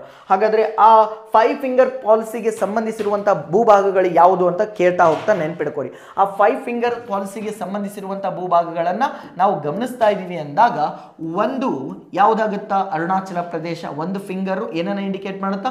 ಅರುಣಾಚಲ ಪ್ರದೇಶವನ್ನ, ನಂತರ ಭೂತಾನ್, ನಂತರ ಸಿಕ್ಕಿಂ, ನಂತರ ನೇಪಾಳ, ಇದಾದ ನಂತರ ಲಡಾಖ್ ಅನ್ನ ನಾವು ಗಮನಿಸ್ತೀವಿ. ಹಾಗಾದರೆ ಇದಿಷ್ಟು ಪ್ರದೇಶಗಳು ಟಿಬೆಟ್ನ ಒಂದು ಭಾಗ. ಹಾಗಾದ್ರೆ ಚೀನಾ ಯಾವ್ದನ್ನ ಕಂಟ್ರೋಲ್ ಅಲ್ಲಿ ತಗೊಂಡಿದ? ಟಿಬೆಟ್ ಅನ್ನ ತನ್ನ ಕಂಟ್ರೋಲ್ ಅಲ್ಲಿ ತಗೊಂಡಿದ. ಹಾಗಾದ್ರೆ it is also A part of China ಅಂತ ಯಾರ ಕ್ಲೇಮ್ ಇದೆ ರೀ ಅಂದ್ರೆ ಚೀನಾದವರ ಕ್ಲೇಮ್ ಇದೆ. ಹಾಗಾದ್ರೆ ಇದನ್ನ 5 ಫಿಂಗರ್ ಪಾಲಿಸಿ ಅಂತಲೂ ಸಹ ಕರಿತಾ ಹೋಗ್ತೀವಿ ಅನ್ನೋದು ನೆನ್ಪಿಡ್ಕೋಬೇಕಾಗುತ್ತಾ. ಮಾವೋ ಜೆಡಾಂಗ್ ಎನ್ನುವಂತಹ ಒಬ್ಬ ಚೀನಾಗೆ ಸಂಬಂಧಿಸಿರುವಂತಹ ಲೀಡರು ಈ ಒಂದು ಕಾನ್ಸೆಪ್ಟ್ ಅನ್ನ ಕೊಟ್ಟಿದ್ರು ಅನ್ನೋದು ಗೊತ್ತಿರಬೇಕು. ಇದನ್ನು ಹೊರತುಪಡಿಸ್ತಾ ಇದೀವಿ ಅಂದಾಗ, ಮತ್ತೆ ಭಾರತ ಮತ್ತು ಚೀನಾದ ನಡುವೆ ಯಾವುದಾದ್ರೂ ಮತ್ತೆ ವಿವಾದಗಳು ಇದಾವ ಅಂತ ನೋಡಿದಾಗ, LAC ಅನ್ನು ಹೊರತುಪಡಿಸ್ತಾ ಇದೀವಿ ಅಂದಾಗ ಒಂದು ಗಮನಿಸ್ತಾ ಬನ್ನಿ. ಇದೇ ರೀಜನ್ ಅಲ್ಲಿ ನಮಗ ಒಂದು ಸರೋವರ ಕಂಡು ಬರುತ್ತಾ? ಈ LAC ರೀಜನ್ ಅಬ್ಸರ್ವ್ ಮಾಡ್ತಿದ್ದೀರಾ? ಈ ರೀಜನ್ ಅಲ್ಲಿ ಒಂದು ಸರೋವರ ಕಂಡು ಬರುತ್ತಾ?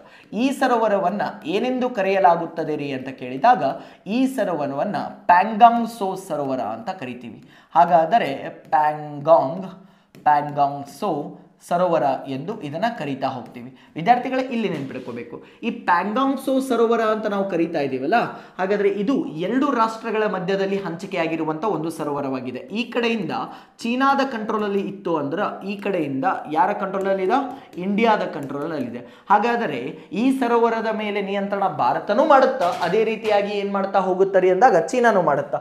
ಆದ್ರೆ ಒಂದ್ ಅರ್ಥ ಮಾಡ್ಕೊಳ್ತಾ ಬನ್ನಿ, 75% ಆಫ್ ದಿಸ್ ಲೇಕ್ ಯಾವ ರೀಜನ್ ಅಲ್ಲಿ ಹಂಚಿಕೆ ಆಗಿದೆ ಅಂದ್ರೆ ಚೀನಾದ ರೀಜನ್ ಅಲ್ಲಿ ಹಂಚಿಕೆ ಆಗಿದೆ ಅನ್ನೋದು ಗೊತ್ತಿರಬೇಕು, ಅಥವಾ ಒಂದು ವಿವಾದಾತ್ಮಕ ಪ್ರದೇಶದಲ್ಲಿ ಹಂಚಿಕೆ ಆಗಿದೆ. ಹಾಗಾದ್ರೆ ವಿದ್ಯಾರ್ಥಿಗಳೇ, ಈ ರೀಜನ್ಗೆ ಸಂಬಂಧಿಸಿದಂತೆ ನಮಗೆ ಎದಕ್ಕೆ ಇಂಪಾರ್ಟೆಂಟ್ ಆಗುತ್ತಾ? ಇಲ್ಲಿ ಯಾಕೆ ನಮಗೆ ವಿವಾದವನ್ನ ನೋಡಬಹುದು ಅಂತ ಕೇಳಿದಾಗ ಒಂದು ಗಮನಿಸ್ತಾ ಬನ್ನಿ. ಈ ಪ್ರದೇಶವನ್ನು ನಾವು ಅಬ್ಸರ್ವ್ ಮಾಡ್ತಾ ಇದೀವಿ ಅಂದಾಗ, ಇಲ್ಲಿ ಆರ್ಮಿ ಟ್ರೂಪ್ಸ್ ಅನ್ನ ಇಡೋದ್ರಿಂದ, ಈ ವಲಯದಲ್ಲಿ ನಮ್ಮ ಸೈನಿಕರ ನೆಲೆಗಳನ್ನು ಇಡೋದ್ರಿಂದ ನಾವು ಬೇರೆ ರಾಷ್ಟ್ರದವರ ಚಲನವಲನವನ್ನು ಈಸಿಯಾಗಿ ಅಬ್ಸರ್ವ್ ಮಾಡಬಹುದು. ಅವರ ನೆಕ್ಸ್ಟ್ ಮೂವ್ ಅನ್ನ ನಾವು ಗೆಸ್ ಮಾಡಬಹುದು. ಅದಕ್ಕೋಸ್ಕರ ನಮಗೆ ಇದು ಸ್ಟ್ರಾಟಜಿಕಲಿ ತುಂಬಾ ಇಂಪಾರ್ಟೆಂಟ್ ಆಗುತ್ತೆ. ಈ ವಲಯದಲ್ಲಿ ನಮಗೆ ಯಾವ ರೀತಿಯಾಗಿ ಈ ಪ್ರದೇಶ ಕಂಡು ಬರುತ್ತೀರಿ ಅಂತ ನೋಡಿದಾಗ, ಈ ವಲಯ ಈ ರೀತಿಯಾಗಿ ಹಂಚಿಕೆ ಆಗಿದೆ. ಫಾರ್ ಎಕ್ಸಾಂಪಲ್, ನಾರ್ತ್ ಸೆಕ್ಟರ್ ಮತ್ತು ಸೌತ್ ಸೆಕ್ಟರ್ ಅಂತ ಕರಿತಿದೀವಿ ಅಂದಾಗ, ಒಂದು ಸರೋವರ ಇತ್ತು ಅಂದಾಗ ಸರೋವರದ ಉತ್ತರ ಭಾಗ, ಸರೋವರದ ದಕ್ಷಿಣ ಭಾಗ, ಅದನ್ನ ಒಂದು ಚಿತ್ರದ ಸಹಾಯದಿಂದ ನೋಡ್ತಾ ಇದೀವಿ ಅಂದಾಗ ಅವುಗಳಿಗೆ ಫಿಂಗರ್ ನೇಮ್ಸ್ ಕೊಟ್ಟಿದ್ದಾರೆ. Finger 1, finger 2, finger 3, finger 4. ಹಾಗಾದ್ರೆ ಈ ರೀಜನ್ ನಿಮಗೆ ಕಾಣಿಸ್ತಾ ಇತ್ತು ಅಂದಾಗ ಅಬ್ಸರ್ವ್ ಮಾಡ್ತಾ ಬನ್ನಿ. ಇಲ್ಲಿ ನಮಗೆ ಏನ್ ಕಂಡು ಬರ್ತಾ ಹೋಗುತ್ತಾ? ಈಗ ಇಲ್ಲಿ ಸರೋವರ ಇದೆಯಲ್ಲ, ಈ ಸರೋವರದ ಈ ಪೋರ್ಷನ್ ಇದು ನಾರ್ತ್, ಈ ಪೋರ್ಷನ್ ಏನಾಗುತ್ತೆ? ಇದು ಸೌತ್ ಪೋರ್ಷನ್ ಆಗುತ್ತೆ. ಹಾಗಾದ್ರೆ ಇಲ್ಲಿ ನಮಗೆ LAC ಹೋಗಿದೆ ಅಂತ ನೋಡ್ತಾ ಇದೀವಿ ಅಂದಾಗ, ಭಾರತದವರ ವಾದದ ಪ್ರಕಾರ LAC ಫಿಂಗರ್ 8 ಇಂದ ಸ್ಟಾರ್ಟ್ ಆಗುತ್ತೆ, ಅಥವಾ ಫಿಂಗರ್ 8 ಅಲ್ಲಿ ಕಂಡು ಬರುತ್ತೆ. ಹಾಗಾದ್ರೆ ಈಗ ಈ ಪೋರ್ಷನ್ ಇದೆಯಲ್ಲ, ಇದು ಒಂದು ರೀತಿಯಾಗಿ ಬೆರಳುಗಳ ರೀತಿಯಾಗಿ ಕಂಡು ಬರ್ತಾ ಹೋಗುತ್ತಾ. ಸೊ ಅದಕ್ಕೋಸ್ಕರ ಇವುಗಳಿಗೆ ನೇಮಿಂಗ್ ಕೊಡ್ತಾ ಹೋಗಿದ್ದಾನ. F1, F2, F3, F4 ಈ ರೀತಿಯಾಗಿ ಫಿಂಗರ್ 1, ಫಿಂಗರ್ 2, ಫಿಂಗರ್ 3, ಫಿಂಗರ್ 4 ಈ ತರ ಹೆಸರನ್ನ ಕೊಟ್ಟಿದ್ದಾರೆ. ಹಾಗಾದ್ರೆ ಚೀನಾದವರ ವಾದದ ಪ್ರಕಾರ ಫಿಂಗರ್ 4 ಮತ್ತು ಫಿಂಗರ್ 2, LAC ಇರೋದು ಫಿಂಗರ್ 4 ಮತ್ತು ಫಿಂಗರ್ 2 ನ ಮಧ್ಯದಲ್ಲಿ ಕಂಡು ಬರುತ್ತಾ? ಹಾಗಾದ್ರೆ ಇವರ ವಾದದ ಪ್ರಕಾರ ಫಿಂಗರ್ 2 ಅಲ್ಲಿ ಬರುತ್ತಾ, ಬಟ್ ಭಾರತದವರ ವಾದದ ಪ್ರಕಾರ LAC ಇಲ್ಲಿ ಕಂಡು ಬರುತ್ತೆ ಅಂತ ಹೇಳ್ತಾರ. ಅವರ ವಾದದ ಪ್ರಕಾರ LAC ಇಲ್ಲಿ ಕಂಡು ಬರುತ್ತಾ? ಸರ್, ಎಲ್ಲಿ ಕಂಡು ಬಂದ್ರೆ ನಮಗೇನು ಅಂತ ನೀವು ಹೇಳ್ಬೋದು. ಒಂದೇ ನೆನ್ಪಿಡ್ಕೋರಿ ಸರ್, ಈಗ ಭಾರತ ಆಗಿರಬಹುದು ಮತ್ತು ಚೀನಾ ಆಗಿರಬಹುದು, ಫಿಂಗರ್ 4 ಅಲ್ಲಿ ಕಂಟ್ರೋಲ್ ಅನ್ನು ತೆಗೆದುಕೊಳ್ಳೋದಕ್ಕೆ ಹೆಚ್ಚು ಹರಸಾಹಸವನ್ನ ಮಾಡ್ತಾ ಇದೆ. ಯಾಕೆ ರೀ ಅಂತ ಕೇಳಿದಾಗ ಒಂದು ಗಮನಿಸಿ, ಈ ಸರೋವರದಲ್ಲಿಯೇ ಅತ್ಯಂತ ಒಳಗಡೆ ಎಂಟರ್ ಆಗಿರುವಂತಹ ಪೋರ್ಷನ್ ಭೂಭಾಗ ಯಾವುದು ಅಂದ್ರೆ ಈ ಫಿಂಗರ್ 4 ರೀಜನ್. ಇಲ್ಲಿ ನೀವೇನಾದ್ರೂ ಕಂಟ್ರೋಲ್ ತಗೊಂಡ್ರಿ ಅಂದ್ರೆ ಕಂಪ್ಲೀಟ್ಲಿ ಈ ಪೋರ್ಷನ್ ಅನ್ನ ಅಬ್ಸರ್ವ್ ಮಾಡಬಹುದು, ಕಂಪ್ಲೀಟ್ಲಿ ಈ ಪೋರ್ಷನ್ ಅನ್ನ ಅಬ್ಸರ್ವ್ ಮಾಡಬಹುದು. ಅರ್ಥ ಆಗ್ತದನಾ? ತುಂಬಾ ಒಳಗಡೆ ಇರುವಂತ ಈ ಫಿಂಗರ್ 4 ಅಲ್ಲಿ ಕಂಟ್ರೋಲ್ ತಗೊಂಡ್ರಿ ಅಂದ್ರೆ ಆಲ್ಮೋಸ್ಟ್ ಆಲ್ ಈ ರೀಜನ್ ಅನ್ನ ಕಂಟ್ರೋಲ್ ತಗೊಂಡಂಗ. ಯಾಕಂದ್ರೆ ಈ ರೀಜನ್ ಅಲ್ಲಿ ಆಗುವಂತ ಎಲ್ಲಾ ಚಲನವಲನಗಳನ್ನ ಈ ಪಾಯಿಂಟ್ ಇಂದ ಏನ್ ಮಾಡಬಹುದು ಅಂದ್ರೆ ಅಬ್ಸರ್ವ್ ಮಾಡಬಹುದು. ಅದಕ್ಕೋಸ್ಕರ ಫಿಂಗರ್ 4 ನಲ್ಲಿ ಅಥವಾ ಫಿಂಗರ್ 4 ಅನ್ನ ಕಂಟ್ರೋಲ್ ಮಾಡೋದಕ್ಕೋಸ್ಕರ ಎರಡೂ ರಾಷ್ಟ್ರಗಳು ಏನ್ ಮಾಡ್ತಾ ಇದೆ ಅಂದಾಗ ಜಟಾಪಟಿಯನ್ನ ನಡೆಸಿದೆ ಅನ್ನೋದು ಗೊತ್ತಿರಬೇಕು. ಇದನ್ನ ಪ್ಯಾಂಗಾಂಗ್ ಲೇಕ್ ಅಂತ ಕರಿತಾ ಹೋಗ್ತೀವಿ ಅಥವಾ ಪ್ಯಾಂಗಾಂಗ್ ಸೋ ಸರೋವರ ಎಂದಲೂ ಸಹ ಕರಿತಾ ಹೋಗ್ತೀವಿ. ಓಕೆ, ಅವಾಗಲೇ ನಿಮಗೆ ಇದನ್ನ ಹೇಳಿದ್ದೆ. ಇದು ಏನ್ರಿ ಅಂತ ನೋಡಿದಾಗ 5 ಫಿಂಗರ್ ಪಾಲಿಸಿಯನ್ನ ಇದು ಹೇಳುತ್ತೆ. ಮಾವೋ ಝೆಡಾಂಗ್ ಅವರು ಈ ಒಂದು ಪಾಲಿಸಿಯನ್ನ ಕೊಟ್ಟಿದ್ರು. ಇದಾದ ನಂತರ ನೆಕ್ಸ್ಟ್ ಗಮನಿಸ್ತಾ ಇದೀವಿ ಅಂದಾಗ ಇನ್ನೊಂದು ವಿವಾದ ಏನಾದರೂ ಇದೆನಾ ಅಂದ್ರೆ ಡೆಫಿನೆಟ್ಲಿ ಇದೆ ಸರ್. ಭಾರತ ಮತ್ತು ಚೀನಾದ ನಡುವಿನ ವಿವಾದಗಳು ಎರಡು ದಿನಕ್ಕೆ ಒಂದೊಂದು ಹುಟ್ಕೊಳ್ತಾ ಹೋಗುತ್ತಾ. ಆದರೆ ಇಲ್ಲಿ ನಮಗೆ ಎಕ್ಸಾಮ್ ಪಾಯಿಂಟ್ ಆಫ್ ವ್ಯೂ ನಾವು ಸ್ಟಡಿ ಮಾಡ್ತಾ ಇದೀವಿ ಅಂದಾಗ ಕೆಲವು ತುಂಬಾ ಹೆಚ್ಚು ಚರ್ಚೆಯಲ್ಲಿರುವಂಥ ಪಾಯಿಂಟ್ಸ್ ಅನ್ನ ನಾವು ಸ್ಟಡಿ ಮಾಡಲೇಬೇಕಾಗುತ್ತಾ. ಇಲ್ಲಿ ನೀವು ಅಬ್ಸರ್ವ್ ಮಾಡ್ತಾ ಬನ್ನಿ. 3 ರಾಷ್ಟ್ರಗಳು ಸೇರುವಂತಹ ಪ್ರದೇಶವನ್ನ, ಫಾರ್ ಎಕ್ಸಾಂಪಲ್ ಈಗ ಇಲ್ಲಿ ನಾನು ಒಂದು ಉದಾಹರಣೆಯನ್ನು ಕೊಡ್ತಾ ಇದ್ದೀನಿ ಅಂದಾಗ ಇಲ್ಲಿ ಒಂದು ಇಂಡಿಯಾ, ಯಾವುದು ಇಂಡಿಯಾ ಕಂಡು ಬರುತ್ತೆ ಅಂತ ಇಮ್ಯಾಜಿನ್ ಮಾಡ್ಕೊಳ್ತಾ ಬನ್ನಿ. ಫಾರ್ ಎಕ್ಸಾಂಪಲ್ ನನಗೆ ಈ ಪರ್ಷನಲ್ಲಿ ಇಂಡಿಯಾ ಇದೆ. ಅದೇ ರೀತಿಯಾಗಿ ಇಲ್ಲಿ ನನಗೆ ಚೀನಾದ ಹಂಚಿಕೆ ಕಂಡು ಬರುತ್ತಾ, ಈ ಪ್ರದೇಶದಲ್ಲಿ ಭೂತಾನ್ನ ಹಂಚಿಕೆ ಕಂಡು ಬರುತ್ತೆ. ಇಮ್ಯಾಜಿನ್ ಮಾಡ್ಕೊಳ್ಳಿ. ಈ 3 ರಾಷ್ಟ್ರಗಳು ಸೇರುತ್ತಿರುವಂಥ ಈ ಪಾಯಿಂಟ್ ಇದೆಯಲ್ಲ, ಇದನ್ನ ಏನಂತ ಕರೀತಾ ಹೋಗ್ತಾರೆ ಅಂದ್ರೆ ಈ ಪಾಯಿಂಟ್ ಅನ್ನ ಟ್ರೈ ಜಂಕ್ಷನ್ ಪಾಯಿಂಟ್ ಅಂತ ಕರೀತಾರೆ. ಹಾಗಾದ್ರೆ 3 ರಾಷ್ಟ್ರಗಳು ಕೂಡುವಂತಹ ಪ್ರದೇಶ ಟ್ರೈ ಜಂಕ್ಷನ್ ಪಾಯಿಂಟ್ ಅಂತ ಕರೀತಾ ಹೋಗ್ತೇವೆ. ಹಾಗಾದರೆ ಈ ಟ್ರೈ ಜಂಕ್ಷನ್ ಪಾಯಿಂಟ್ ವಿವಾದಗಳನ್ನು ನಾವು ನೋಡ್ತಾ ಇದ್ದೀವಿ ಅಂದಾಗ ಇಲ್ಲಿ ಒಂದು ಚಿತ್ರದ ಸಹಾಯದಿಂದ ನಾವು ಅರ್ಥ ಮಾಡ್ಕೊಂಡಿದ್ವಿ ಅಂದ್ರೆ ನಿಮ್ಗೇನು ಗೊತ್ತಾಗ್ತಿತ್ತು ರೀ, ಭಾರತ, ಚೀನಾ ಮತ್ತು ಭೂತಾನ್ನ ಒಂದು ಭೌಗೋಳಿಕ ಹಂಚಿಕೆಯನ್ನು ಒಂದು with the help of map ನೋಡ್ತಾ ಇದ್ದೀವಿ ಅಂದ್ರೆ ಇಲ್ಲಿ ಗಮನಿಸ್ತಾ ಬರೋಣ. ನನಗೆ ಈ ಪೋರ್ಷನನ್ನು ನಾವು ಗಮನಿಸ್ತಾ ಇದ್ವಿ ಅಂದರೆ ಇಲ್ಲಿ ನನಗೆ ಏನು ಕಂಡು ಬರ್ತಿತ್ತು, ನೇಪಾಳ ಇತ್ತು ಅಂತ ಹೇಳಿದ್ದೆ. ಅದೇ ಥರ ಈ ಪೋರ್ಷನಲ್ಲಿ ನನಗೆ ಸಿಕ್ಕಿಂ ಕಂಡು ಬರುತ್ತಾ. ಏನು ಕಂಡು ಬರುತ್ತಾ? ಸಿಕ್ಕಿಂನ ಹಂಚಿಕೆ ಇರೋದನ್ನು ನಾವು ಗಮನಿಸ್ತಾ ಹೋಗ್ತೀವಿ. ಈ ವಲಯದಲ್ಲಿ ಏನು ಕಂಡು ಬರ್ತಾ ಇದೆ ರೀ, ನನಗೆ ಭೂತಾನ್ನ ಹಂಚಿಕೆ ಕಂಡು ಬರುತ್ತಾ. ಹಾಗಾದರೆ ಈ ಪೋರ್ಷನಲ್ಲಿ ನನಗೆ ಏನು ಕಂಡು ಬರ್ತಾ ಇದೆ? ಭೂತಾನ್. ಅದೇ ರೀತಿ ಈ ಪೋರ್ಷನಲ್ಲಿ ಏನಿದೆ? Tibet. Tibet is under the control of China it self, right? ಹಾಗಾದರೆ ಈಗ ಇದು ಯಾರ ನಿಯಂತ್ರಣದಲ್ಲಿದೆ? ಚೀನಾದ ನಿಯಂತ್ರಣದಲ್ಲಿದೆ. ಈ ರೀಜನ್ ಅನ್ನು ಗಮನಿಸ್ತಾ ಇದ್ದೀರಿ ಅಂದಾಗ ಇಲ್ಲಿ ನಾವು ಏನು ನೋಡ್ಬೋದು ಅಂದ್ರೆ ಟ್ರೈ ಜಂಕ್ಷನ್ ಪಾಯಿಂಟ್ಸ್ ಅನ್ನ ನೋಡ್ಬೋದು. ಏನು ನೋಡ್ಬೋದು? ಟ್ರೈ ಜಂಕ್ಷನ್ ಪಾಯಿಂಟ್ಸ್ ಅನ್ನ ನಾವು ಗಮನಿಸಬಹುದು. ಹಾಗಾದ್ರೆ ವಿದ್ಯಾರ್ಥಿಗಳೇ ಇಲ್ಲಿ ಗಮನಿಸ್ತಾ ಬನ್ನಿ. ಈ ಟ್ರೈ ಜಂಕ್ಷನ್ ಪಾಯಿಂಟ್ ಅಂತ ನಾವು ನೋಡ್ತಾ ಇದ್ದೀವಿ ಅಂದಾಗ ಈ ಪೋರ್ಷನ್ ಅಲ್ಲಿ ಸಿಕ್ಕಿಂ ಕಂಡು ಬರ್ತಾ ಇದೆ. ಏನು ಕಂಡು ಬರ್ತಾ ಇದೆ ನಮಗ? ಈ ಪೋರ್ಷನ್ ಅಲ್ಲಿ ಸಿಕ್ಕಿಂ ಕಂಡು ಬರ್ತಾ ಇದೆ. ಅದೇ ರೀತಿಯಾಗಿ ಇಲ್ಲಿ ನನಗೆ ಸಿಕ್ಕಿಂನ ಹಂಚಿಕೆ ಕಂಡು ಬರುತ್ತಾ. ಅದಾದ ನಂತರ ಈ ವಲಯದಲ್ಲಿ ಏನು ಕಂಡು ಬರ್ತಾ ಇದ್ದೀರಿ ಅಂತ ನೋಡಿದಾಗ ಈ ವಲಯದಲ್ಲಿ ಭೂತಾನ್ನ ಹಂಚಿಕೆ ಕಂಡು ಬರುತ್ತೆ. ಇಲ್ಲಿ ನನಗೇನಿದೆ? ಸಿಕ್ಕಿಂ, ಇಲ್ಲಿ ಭೂತಾನು, ಈ ಭಾಗದಲ್ಲಿ ಟಿಬೆಟ್ ಅಥವಾ ಇದನ್ನು ಚೀನಾ ಅಂತ ಕನ್ಸಿಡರೇಷನ್ ಮಾಡ್ತಾ ಬರೋಣ. ಹಾಗಾದರೆ ಈ 3 ಪಾಯಿಂಟ್ ಸೇರ್ತಾ ಇರುವಂಥ ಈ ರೀಜನ್ ಇದೆಲ್ಲ ಇದನ್ನು ಟ್ರೈ ಜಂಕ್ಷನ್ ಪಾಯಿಂಟ್ಸ್ ಅಂತ ಕರೀಬೋದು. ಇಲ್ಲಿ ಭಾರತ ಮತ್ತು ಸಿಕ್ಕಿಂನ ನಡುವೆ, ಭಾರತ ಮತ್ತು ಚೀನಾದ ನಡುವೆ 2017ನಲ್ಲಿ ಡೋಕ್ಲಾಮ್ ವಿವಾದದ ಬಗ್ಗೆ ನೀವು ನ್ಯೂಸಲ್ಲಿ ಕೇಳಿರ್ತೀರ. 2017ರಲ್ಲಿ ಏನಾಗಿತ್ತು ಅಂದ್ರೆ ಸ್ಟ್ಯಾಂಡ್ ಸ್ಟಿಲ್ ಪೊಸಿಷನ್ ಬಂದಿತ್ತು. ಅಂದ್ರೆ ಇಲ್ಲಿ ಭಾರತದ ಸೈನಿಕರು ಮತ್ತು ಚೀನಾದ ಸೈನಿಕರು ಏನಾಗಿದ್ರು ಅಂದ್ರೆ ಈ ಡೋಕ್ಲಾಮ್ ರೀಜನ್ ಅಲ್ಲಿ ಮುಖಾಮುಖಿ ಆಗಿದ್ರು ಅನ್ನೋದು ನಿಮ್ಗೆಲ್ಲರಿಗೂ ಗೊತ್ತಿದೆ ಸರ್. ಹಾಗಾದರೆ ಈ ಡೋಕ್ಲಾಮ್ ವಿವಾದವನ್ನು ನೋಡ್ತಾ ಇದ್ದೀವಿ ಅಂದಾಗ ಕೇವಲ ಅದು ಭಾರತಕ್ಕೆ ಮಾತ್ರ ಸಂಬಂಧಿಸಿರುವಂಥ ವಿವಾದ ಅಲ್ಲ ಸರ್. ಇದು ಭಾರತ, ಭೂತಾನ್ ಮತ್ತು ಚೀನಾದ ನಡುವೆ ಇರುವಂಥ ವಿವಾದ. ಇಲ್ಲಿ ನನಗೆ ಭೂತಾನ್ಗೆ ಸಂಬಂಧಿಸಿದಂತೆ ಒಂದು ವಿಲೇಜ್ ಕಂಡು ಬರ್ತಾ ಹೋಗುತ್ತಾ, ಡೋಕ್ಲಾಮ್ ಎನ್ನುವಂಥ ಒಂದು ವಿಲೇಜ್ ಕಂಡು ಬರುತ್ತಾ. ಸರ್, ಈ ಡೋಕ್ಲಾಮ್ ಎನ್ನುವಂತಹ ವಿಲೇಜು ಆ್ಯಕ್ಚುಲಿ ಎದಕ್ಕೆ ಸಂಬಂಧಿಸುತ್ತಾ? ಭೂತಾನ್ಗೆ ಸಂಬಂಧಿಸಿರುವಂಥ ಒಂದು ವಿಲೇಜ್ ಅಥವಾ ಒಂದು ಪ್ರದೇಶ. ಈ ರೀಜನ್ನ ನಾವು ಟ್ರೈ ಜಂಕ್ಷನ್ ಪಾಯಿಂಟ್ ಅಂತ ಕರಿತೀವಿ ಅನ್ನೋದು ಸ್ವಲ್ಪ ಇಲ್ಲಿ ಬರೋಣ. ಭಾರತ ಮತ್ತು ಭೂತಾನ್ನ ವಾದದ ಪ್ರಕಾರ ನಾವು ಗಮನಿಸ್ತಾ ಇದ್ದೀವಿ ಅಂದಾಗ ಸರ್, ಈ ಬಟಾಂಗ್ಲಾ ರೀಜನ್ ಅಂತ ನೋಡ್ತಾ ಹೋಗ್ತಿಲ್ಲ. ಈ ಬಟಾಂಗ್ಲಾ region is the tri junction point. ಇಲ್ಲಿ ನಮಗೆ ಏನು ಕಂಡು ಬರುತ್ತಾ? ಬಟಾಂಗ್ಲಾ ಅಂತ ಒಂದು ಪ್ರದೇಶ ಕಂಡು ಬರುತ್ತಾ. ಈ ಬಟಾಂಗ್ಲಾ ರೀಜನ್ ಏನಾಗುತ್ತೆ ಅಂದ್ರೆ ಚೀನಾ, ಇಂಡಿಯಾ ಮತ್ತು ಭೂತಾನ್ನ ನಡುವಿನ ಒಂದು ಟ್ರೈ ಜಂಕ್ಷನ್ ಪಾಯಿಂಟ್. ಆದರೆ ಚೀನಾದ ವಾದದ ಪ್ರಕಾರ ಇವ್ರು ಏನಾಗ್ತಾ ಇದಾರೆ ಅಂದ್ರೆ ಕೆಳಗಡೆ ಬರ್ತಾ ಇದಾರ. ಈ ರೀಜನ್ ಅಲ್ಲಿ ಡೋಕ್ಲಾಮ್ ಎನ್ನುವಂಥ ಪ್ರದೇಶ ಕಂಡು ಬರುತ್ತಾ. ಈ ಡೋಕ್ಲಾಮ್ ಅವರಿಗೆ ಸಂಬಂಧಿಸಿದ. ಹಾಗಾದ್ರೆ ಇಲ್ಲಿಂದ ಕೆಳಗಡೆ ಏನಾಗಬೇಕು ಅಂತ ನೋಡಿದಾಗ ಟ್ರೈ ಜಂಕ್ಷನ್ ಪಾಯಿಂಟ್ ಬರುತ್ತೆ ಅಂತ ಇವರ ವಾದ. ಯಾರ ವಾದ? ಚೀನಾದ ವಾದ. ಹಾಗಾದ್ರೆ ಈ ಡೋಕ್ಲಾಮ್ ಭೂತಾನಿಗೆ ಸಂಬಂಧಿಸುತ್ತಲ್ವಾ? ನಮಗೆ ಯಾಕೆ ಬೇಕು ಬಿಡ್ರಿ ಸರ್ ತಲೆನೋವು ಚೀನಾ ಜೊತೆಗೆ ಅಂತ ನೋಡಿದಾಗ ಒಂದು ನೆನ್ಪಿಟ್ಕೋರಿ. ಈಗ ಚೀನಾ ಏಷ್ಯಾ ಖಂಡದಲ್ಲಿ ಅಂತ ನೋಡಿದಾಗ ಚೀನಾಗೆ ಒಂದು ಬಲಿಷ್ಠವಾದ ರಾಷ್ಟ್ರ ಯಾವುದಾದ್ರೂ ಅಡ್ಡಗೋಡೆಯಾಗಿ ನಿಲ್ಲುತ್ತಾ ಅಂದ್ರೆ ಅದು ನನ್ನ ಪ್ರೀತಿಯ ಭಾರತ. ಅದನ್ನು ಹೊರತುಪಡಿಸ್ತಾ ಇದ್ದೀವಿ ಅಂದ್ರೆ ರಷ್ಯಾ. ಆದ್ರೆ ಒಂದು ಗಮನಿಸ್ತಾ ಬನ್ನಿ, ಈ ಭೂತಾನ್ ಅಷ್ಟು ಬಲಿಷ್ಠವಾದಂತಹ ರಾಷ್ಟ್ರವಲ್ಲ. ಭೂತಾನ್ಗೆ ಏನೇ ಬಾಹ್ಯವಾಗಿ ರಕ್ಷಣೆ ಬೇಕು ಅಂದ್ರೆ ಅದಕ್ಕೆ ಯಾರು ಕೊಡ್ತಾ ಹೋಗ್ತಾರೆ ಅಸೈಲಮ್ ಅಂತ ನೋಡಿದಾಗ ಅದು ಭಾರತ ಕೊಡ್ತಾ ಹೋಗುತ್ತೆ. ಇವಾಗ ಇನ್ ಕೇಸ್ ಭಾರತ ತನ್ನ ಪಾಡಿಗೆ ತಾನು ಇದ್ಬಿಡ್ತು ಅಂತಂದಾಗ ಈ ಚೀನಾ ಈ ರೀಜನ್ ಅನ್ನ ಕಂಪ್ಲೀಟ್ ಆಗಿ ಕಂಟ್ರೋಲ್ ತಗೊಳ್ಳೋದಕ್ಕೆ ಪ್ರಾರಂಭಿಸುತ್ತೆ. ಹಾಗಾದ್ರೆ ಚೀನಾ ಈ ರೀಜನ್ ಅನ್ನ ಕಂಟ್ರೋಲಿಗೆ ತಗೊಂಡ್ರೆ ನಮಗೇನು ಪ್ರಾಬ್ಲಮ್ ಅಂತ ನಿಮ್ಮ ಕ್ವಶನ್ ಬರ್ಬೋದು ವಿದ್ಯಾರ್ಥಿಗಳೇ. ಇದು ನಮಗೆ ನೇರವಾದ ಸಮಸ್ಯೆ ಆಗುತ್ತೆ. ಯಾಕೆ ಅಂತ ಕೇಳಿದಾಗ ಇದು ಡೋಕ್ಲಾಮ್ ರೀಜನ್ ಅನ್ನ ಓವರ್ಟೇಕ್ ಮಾಡ್ಕೊಳ್ತಾ ಬಂತು ಅಂದಾಗ ನಮಗೆ ಈ ರೀಜನ್ ಏನಾಗ್ತಾ ಬರುತ್ತೆ ಅಂದಾಗ ಇಲ್ಲಿ ನನಗೇನು ಕಂಡು ಬರುತ್ತೆ ಅಂದ್ರೆ ಸಿಲಿಗುರಿ ಕಾರಿಡಾರ್ ಕಂಡು ಬರುತ್ತೆ. ಏನು ಕಂಡು ಬರುತ್ತಾ? ಸಿಲಿಗುರಿ ಕಾರಿಡಾರ್ ಕಂಡು ಬರ್ತಾ ಹೋಗುತ್ತಾ. ಹಾಗಾದ್ರೆ ಈ ಸಿಲಿಗುರಿ ಕಾರಿಡಾರ್ ಏನ್ ಮಾಡುತ್ತೆ ಅಂತ ನೋಡಿದಾಗ ಭಾರತದ ಭೂಭಾಗವನ್ನ ಈಶಾನ್ಯ ರಾಜ್ಯಗಳೊಂದಿಗೆ ಸಂಪರ್ಕವನ್ನ ಒಂದು ಕಲ್ಪಿಸುವ ಒಂದು ಕಾರಿಡಾರ್ ಸರ್. ಹಾಗಾದರೆ ಇಲ್ಲಿ ನಾನು ಗಮನಿಸ್ತಾ ಇದ್ದೆ ಅಂದಾಗ ಒಂದು ಪಾಯಿಂಟ್ ನೆನ್ಪಿಡ್ಕೊಳ್ತಾ ಬನ್ನಿ, ನಮಗ ಏನು ಕಂಡು ಬಂದಿತ್ತು ರೀ ಅಂತ ಗಮನಿಸಿದಾಗ ಈ ರೀಜನಲ್ಲಿ ಸಿಕ್ಕಿಂ ಇದೆ ಅಂತ ಇಮ್ಯಾಜಿನ್ ಮಾಡ್ಕೊಳ್ತಾ ಬರೋಣ. ಈ ಪೋರ್ಷನಲ್ಲಿ ಈಶಾನ್ಯ ರಾಜ್ಯಗಳ ಹಂಚಿಕೆ ಇದೆ ಅಂತ ಇಮ್ಯಾಜಿನ್ ಮಾಡ್ಕೊಳ್ತಾ ಬನ್ನಿ. ಹಾಗಾದರೆ ಈ ಒಂದು ಪಾಯಿಂಟನ್ನು ಅಬ್ಸರ್ವ್ ಮಾಡ್ತಾ ಇದ್ದೀವಿ ಅಂದಾಗ ಅವ್ರೇನಾದರೂ ಡೋಕ್ಲಾಮ್ ರೀಜನ್ನ ಕಂಟ್ರೋಲ್ ತಗೊಂಡ್ರು ಅಂದ್ರೆ ನಮಗೆ ಇದು ಯಾವುದಕ್ಕೆ ನಿಯರ್ ಬೈ ಆಗುತ್ತಾ? ಸಿಲಿಗುರಿ ಕಾರಿಡಾರ್ಗೆ ನಿಯರ್ ಆಗುತ್ತಾ. ಹಾಗಾದರೆ ಭಾರತವನ್ನು ಬಾಡಿ ಅಂತ ನಾವು ಕನ್ಸಿಡರೇಷನ್ ಮಾಡ್ತಾ ಇದ್ವಿ ಅಂದಾಗ ಈ ಸಿಕ್ಕಿಮನ್ನು ನಾವು ಹೆಡ್ ಅಂತ ಕನ್ಸಿಡರೇಷನ್ ಮಾಡ್ಬೋದು. ಏನಂತ ಕನ್ಸಿಡರ್ ಮಾಡ್ಬೋದು? ಹೆಡ್. ಹಾಗಾದರೆ ಅವರು ಡೋಕ್ಲಾಮ್ ರೀಜನ್ ಅನ್ನು ಓವರ್ಟೇಕ್ ಮಾಡಿದ್ರಿ ಅಂದ್ರೆ ಅವರು ಸುಲಭವಾಗಿ ಈ ಸಿಲಿಗುರಿ ಕಾರಿಡಾರ್ ಅನ್ನ ಆಕ್ಯುಪೈ ಮಾಡ್ಕೋಬಹುದು. ಇನ್ ಕೇಸ್ ಫರ್ದರ್ ಭವಿಷ್ಯದಲ್ಲಿ ಭಾರತ ಮತ್ತು ಚೀನಾದ ನಡುವೆ ಯುದ್ಧ ಆಗುವ ಸಂದಿಗ್ಧ ಪರಿಸ್ಥಿತಿ ಬಂತು ಅಂದ್ರೆ ಅವ್ರೇನಾದ್ರೂ ಈ ಸಿಲಿಗುರಿ ಕಾರಿಡಾರ್ ಅನ್ನ ಓವರ್ಟೇಕ್ ಮಾಡಿದ್ರು ಅಥವಾ ಇದನ್ನ ಬ್ಲಾಕ್ ಮಾಡಿದ್ರು ಅಂತ ತಿಳ್ಕೋರಿ, ಭಾರತ ಯಾರೊಂದಿಗೆ ಸಂಪರ್ಕವನ್ನ ಕಡಿದುಕೊಳ್ಳುತ್ತಾ ಅಂತ ನೋಡಿದಾಗ ಈಶಾನ್ಯ ರಾಜ್ಯದೊಂದಿಗೆ ಕನೆಕ್ಷನ್ ಅನ್ನು ಕಟ್ ಮಾಡ್ಕೊಳ್ಳುತ್ತಾ. ಹಾಗಾದ್ರೆ ಇವಾಗ ಅರ್ಥ ಮಾಡ್ಕೊಳ್ತಾ ಬನ್ನಿ, ನಮಗೆ ಇದನ್ನ ಪ್ರೊಟೆಕ್ಟ್ ಮಾಡ್ಕೊಳ್ಳೋಕೆ ಸುಲಭವಾಗಿ ಆಗೋದಿಲ್ಲ. ಯಾಕಾಗಂಗಿಲ್ಲ ರೀ? ಯಾಕಾಗಲ್ಲ ಅಂತ ಕೇಳಿದಾಗ ಈ ರೀಜನ್ ನನ್ನ ಜಿಯೋ ಪೊಲಿಟಿಕಲ್ ರೀಜನ್ ಗಮನಿಸ್ತಾ ಇದ್ದೀವಿ ಅಂದಾಗ ಈ ಪೋರ್ಷನ್ ಅಲ್ಲಿ ನನಗೇನು ಕಂಡು ಬರುತ್ತೆ ಅಂದ್ರೆ ಬಾಂಗ್ಲಾದೇಶ ಕಂಡು ಬರುತ್ತೆ. ಏನಿದೆ? ಬಾಂಗ್ಲಾದೇಶ ಹೇಳ್ಕೊಳ್ಳೋದಕ್ಕೆ ಮಾತ್ರ ನಮ್ಮ ಜೊತೆಗೆ ಐತಿ. ಹಾಗಾದ್ರೆ ಇದು ಹೆಚ್ಚಾಗಿ ಯಾರಿಗೆ ಹೆಚ್ಚು ಒಲವನ್ನ ಹೊಂದಿರುತ್ತಾ? ಚೀನಾ ಮತ್ತು ಪಾಕಿಸ್ತಾನದ ಪರವಾಗಿ ಹೆಚ್ಚು ಒಲವನ್ನ ಹೊಂದಿರುವಂತ ಒಂದು ರಾಷ್ಟ್ರ ಬಾಂಗ್ಲಾದೇಶ.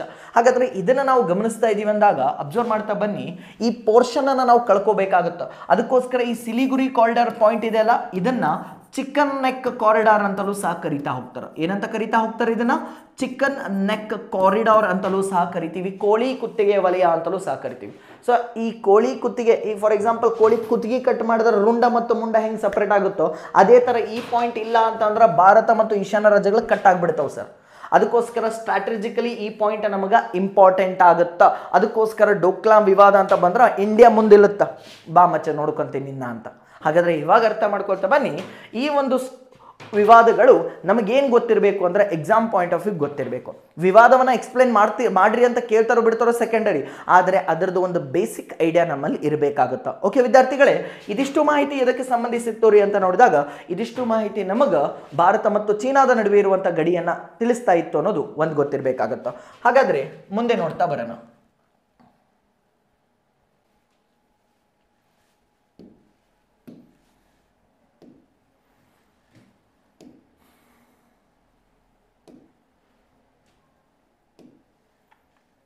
ಓಕೆ, ಹಾಗಾದ್ರೆ ಇವಾಗ ನಮಗೆ ಯಾವ ಎರಡು ರಾಷ್ಟ್ರಗಳ ಗಡಿಗಳ ಬಗ್ಗೆ ಡಿಸ್ಕಷನ್ ಮಾಡ್ತಾ ಹೋಗ್ತೀವಿ ಅಂದ್ರೆ ಭಾರತ ಮತ್ತು ನೇಪಾಳದ ನಡುವೆ ಇರುವಂಥ ಗಡಿಯನ್ನು ಡಿಸ್ಕಷನ್ ಮಾಡ್ತಾ ಹೋಗ್ತೀವಿ.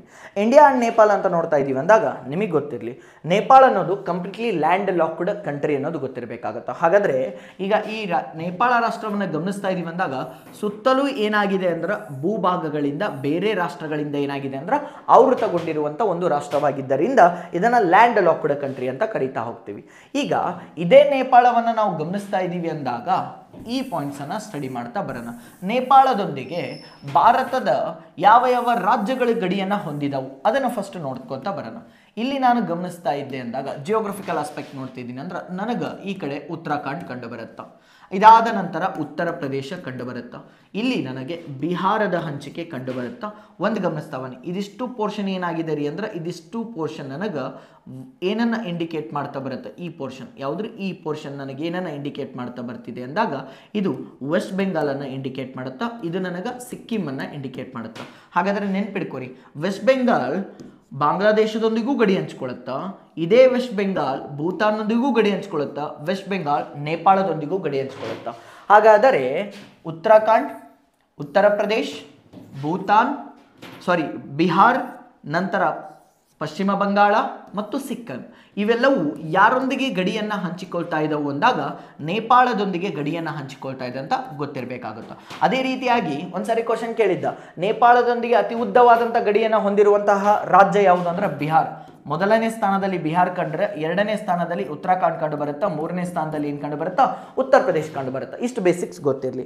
ಇದನ್ನು ಹೊರತುಪಡಿಸ್ತಾ ಇದ್ದೀವಿ ಅಂದಾಗ ಇಲ್ಲಿ ಭಾರತ ಮತ್ತು ನೇಪಾಳದ ನಡುವೆ ಗಡಿಯ ರಚನೆಯನ್ನು ನಾವು ಸ್ಟಡಿ ಮಾಡ್ತಾ ಇದ್ದೀವಿ ಅಂದರೆ ವಿದ್ಯಾರ್ಥಿಗಳೇ ಇಲ್ಲಿ ನೆನ್ಪಿಟ್ಕೋಬೇಕಾಗುತ್ತಾ, ಭಾರತ ಮತ್ತು ನೇಪಾಳ, ಯಾವುದು ಭಾರತ ಮತ್ತು ನೇಪಾಳದ ಗಡಿಯನ್ನು ನಾವು ಸ್ಟಡಿ ಮಾಡ್ತಾ ಇದ್ದೀವಿ ಅಂದಾಗ ಭಾರತ ಮತ್ತು ನೇಪಾಳದ ಗಡಿಯನ್ನು ನಾವು ಸ್ಟಡಿ ಮಾಡ್ತಾ ಇದ್ದೀವಿ ರೀ ಅಂದ್ರೆ ಇಲ್ಲಿ ನೆನ್ಪಿಟ್ಕೊರಿ, ಈ ಎರಡೂ ರಾಷ್ಟ್ರಗಳ ನಡುವೆ ಇರುವಂತಹ ಗಡಿಗೆ ಯಾವುದೇ ನಿರ್ದಿಷ್ಟವಾದಂತಹ ಹೆಸರನ್ನು ನಾವು ನೋಡುವುದಿಲ್ಲ. ಹಾಗಾದರೆ ಈ ಎರಡೂ ರಾಷ್ಟ್ರಗಳ ನಡುವೆ ಇರುವಂಥ ಗಡಿಗೆ ಯಾವುದೇ ನಿರ್ದಿಷ್ಟವಾದ ಹೆಸರನ್ನು ನಾವು ಗಮನಿಸೋದಿಲ್ಲ ಅನ್ನೋದು ಗೊತ್ತಿರಬೇಕಾಗುತ್ತೆ.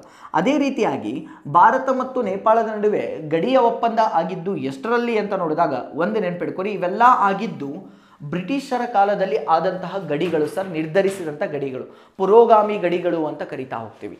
ಅಂದರೆ ಪ್ರಾಚೀನ ಕಾಲದಲ್ಲಿ ಆದಂತಹ ಗಡಿಗಳನ್ನು ಅಥವಾ ಹೇರಲ್ಪಟ್ಟಿರುವಂಥ ಗಡಿಗಳು ಅಂತ ಕನ್ಸಿಡರೇಷನ್ ಆಗುತ್ತೆ. ಹಾಗಾದರೆ ಈಗ ನಿರ್ದಿಷ್ಟ ಹೆಸರನ್ನು ಹೊಂದಿದ್ದಿಲ್ಲ, ಹಾಗಾದರೆ ಯಾವಾಗ ಇದು ಗಡಿಯನ್ನು ಮಾಡ್ತಾ ಹೋಗ್ತಾರೆ ಅಂದ್ರೆ 1814ರಿಂದ 1816 ಸಮಯ. ಈ ಸಮಯದಲ್ಲಿ ಏನಾಗುತ್ತೋ ಇಂಡಿಯಾ ಮತ್ತು ಭೂತಾನ್ ಅಥವಾ ಬ್ರಿಟಿಷ್ ಭಾರತ ಅಂತ ಗಮನಿಸಿದಾಗ ಬ್ರಿಟಿಷರು ಮತ್ತು ಯಾವುದು ಅಂತ ನೋಡಿದಾಗ ನೇಪಾಳ, ಬ್ರಿಟಿಷರು ಮತ್ತು ನೇಪಾಳ ಅಂತ ನಾವು ಗಮನಿಸ್ತಾ ಇದ್ದೀವಿ ಅಂದಾಗ ಇವರಲ್ಲಿ ಅಂತ ನೋಡಿದಾಗ ಒಂದು ಯುದ್ಧ ಆಗುತ್ತೋ. ಆ ಯುದ್ಧವನ್ನು ಏನೆಂದು ಕರೀತಾ ಹೋಗ್ತಾರ್ರಿ ಅಂದ್ರೆ ಆಂಗ್ಲೋ ಗೋರ್ಖಾ ವಾರ್ ಅಂತ ಕರೀತಾ ಹೋಗ್ತಾರೆ. ಆಂಗ್ಲೋ ಗೋರ್ಖಾ ವಾರ್ ಅಂತ ಕರೀತಾ ಹೋಗ್ತಾರೆ. ಈ ಆಂಗ್ಲೋ ಗೋರ್ಖಾ ವಾರನ್ನು ನಾವು ಗಮನಿಸ್ತಾ ಇದ್ದೀವಿ ಅಂದಾಗ ನೆನಪಲ್ಲಿ ಇಟ್ಕೋಬೇಕು, ಈ ಆಂಗ್ಲೋ ಗೋರ್ಖಾ ವಾರಲ್ಲಿ ಏನಾಗುತ್ತೆ ಅಂದ್ರೆ ಸಮಬಲವನ್ನು ಸಾಧಿಸ್ತಾ ಹೋಗ್ತಾರೆ. ಅದಕ್ಕೋಸ್ಕರ ಟ್ರೀಟಿ ಮಾಡ್ಕೊಳ್ತಾರೆ, ಒಂದು ಒಪ್ಪಂದವನ್ನು ಮಾಡ್ಕೊಳ್ತಾ ಹೋಗ್ತಾರೆ.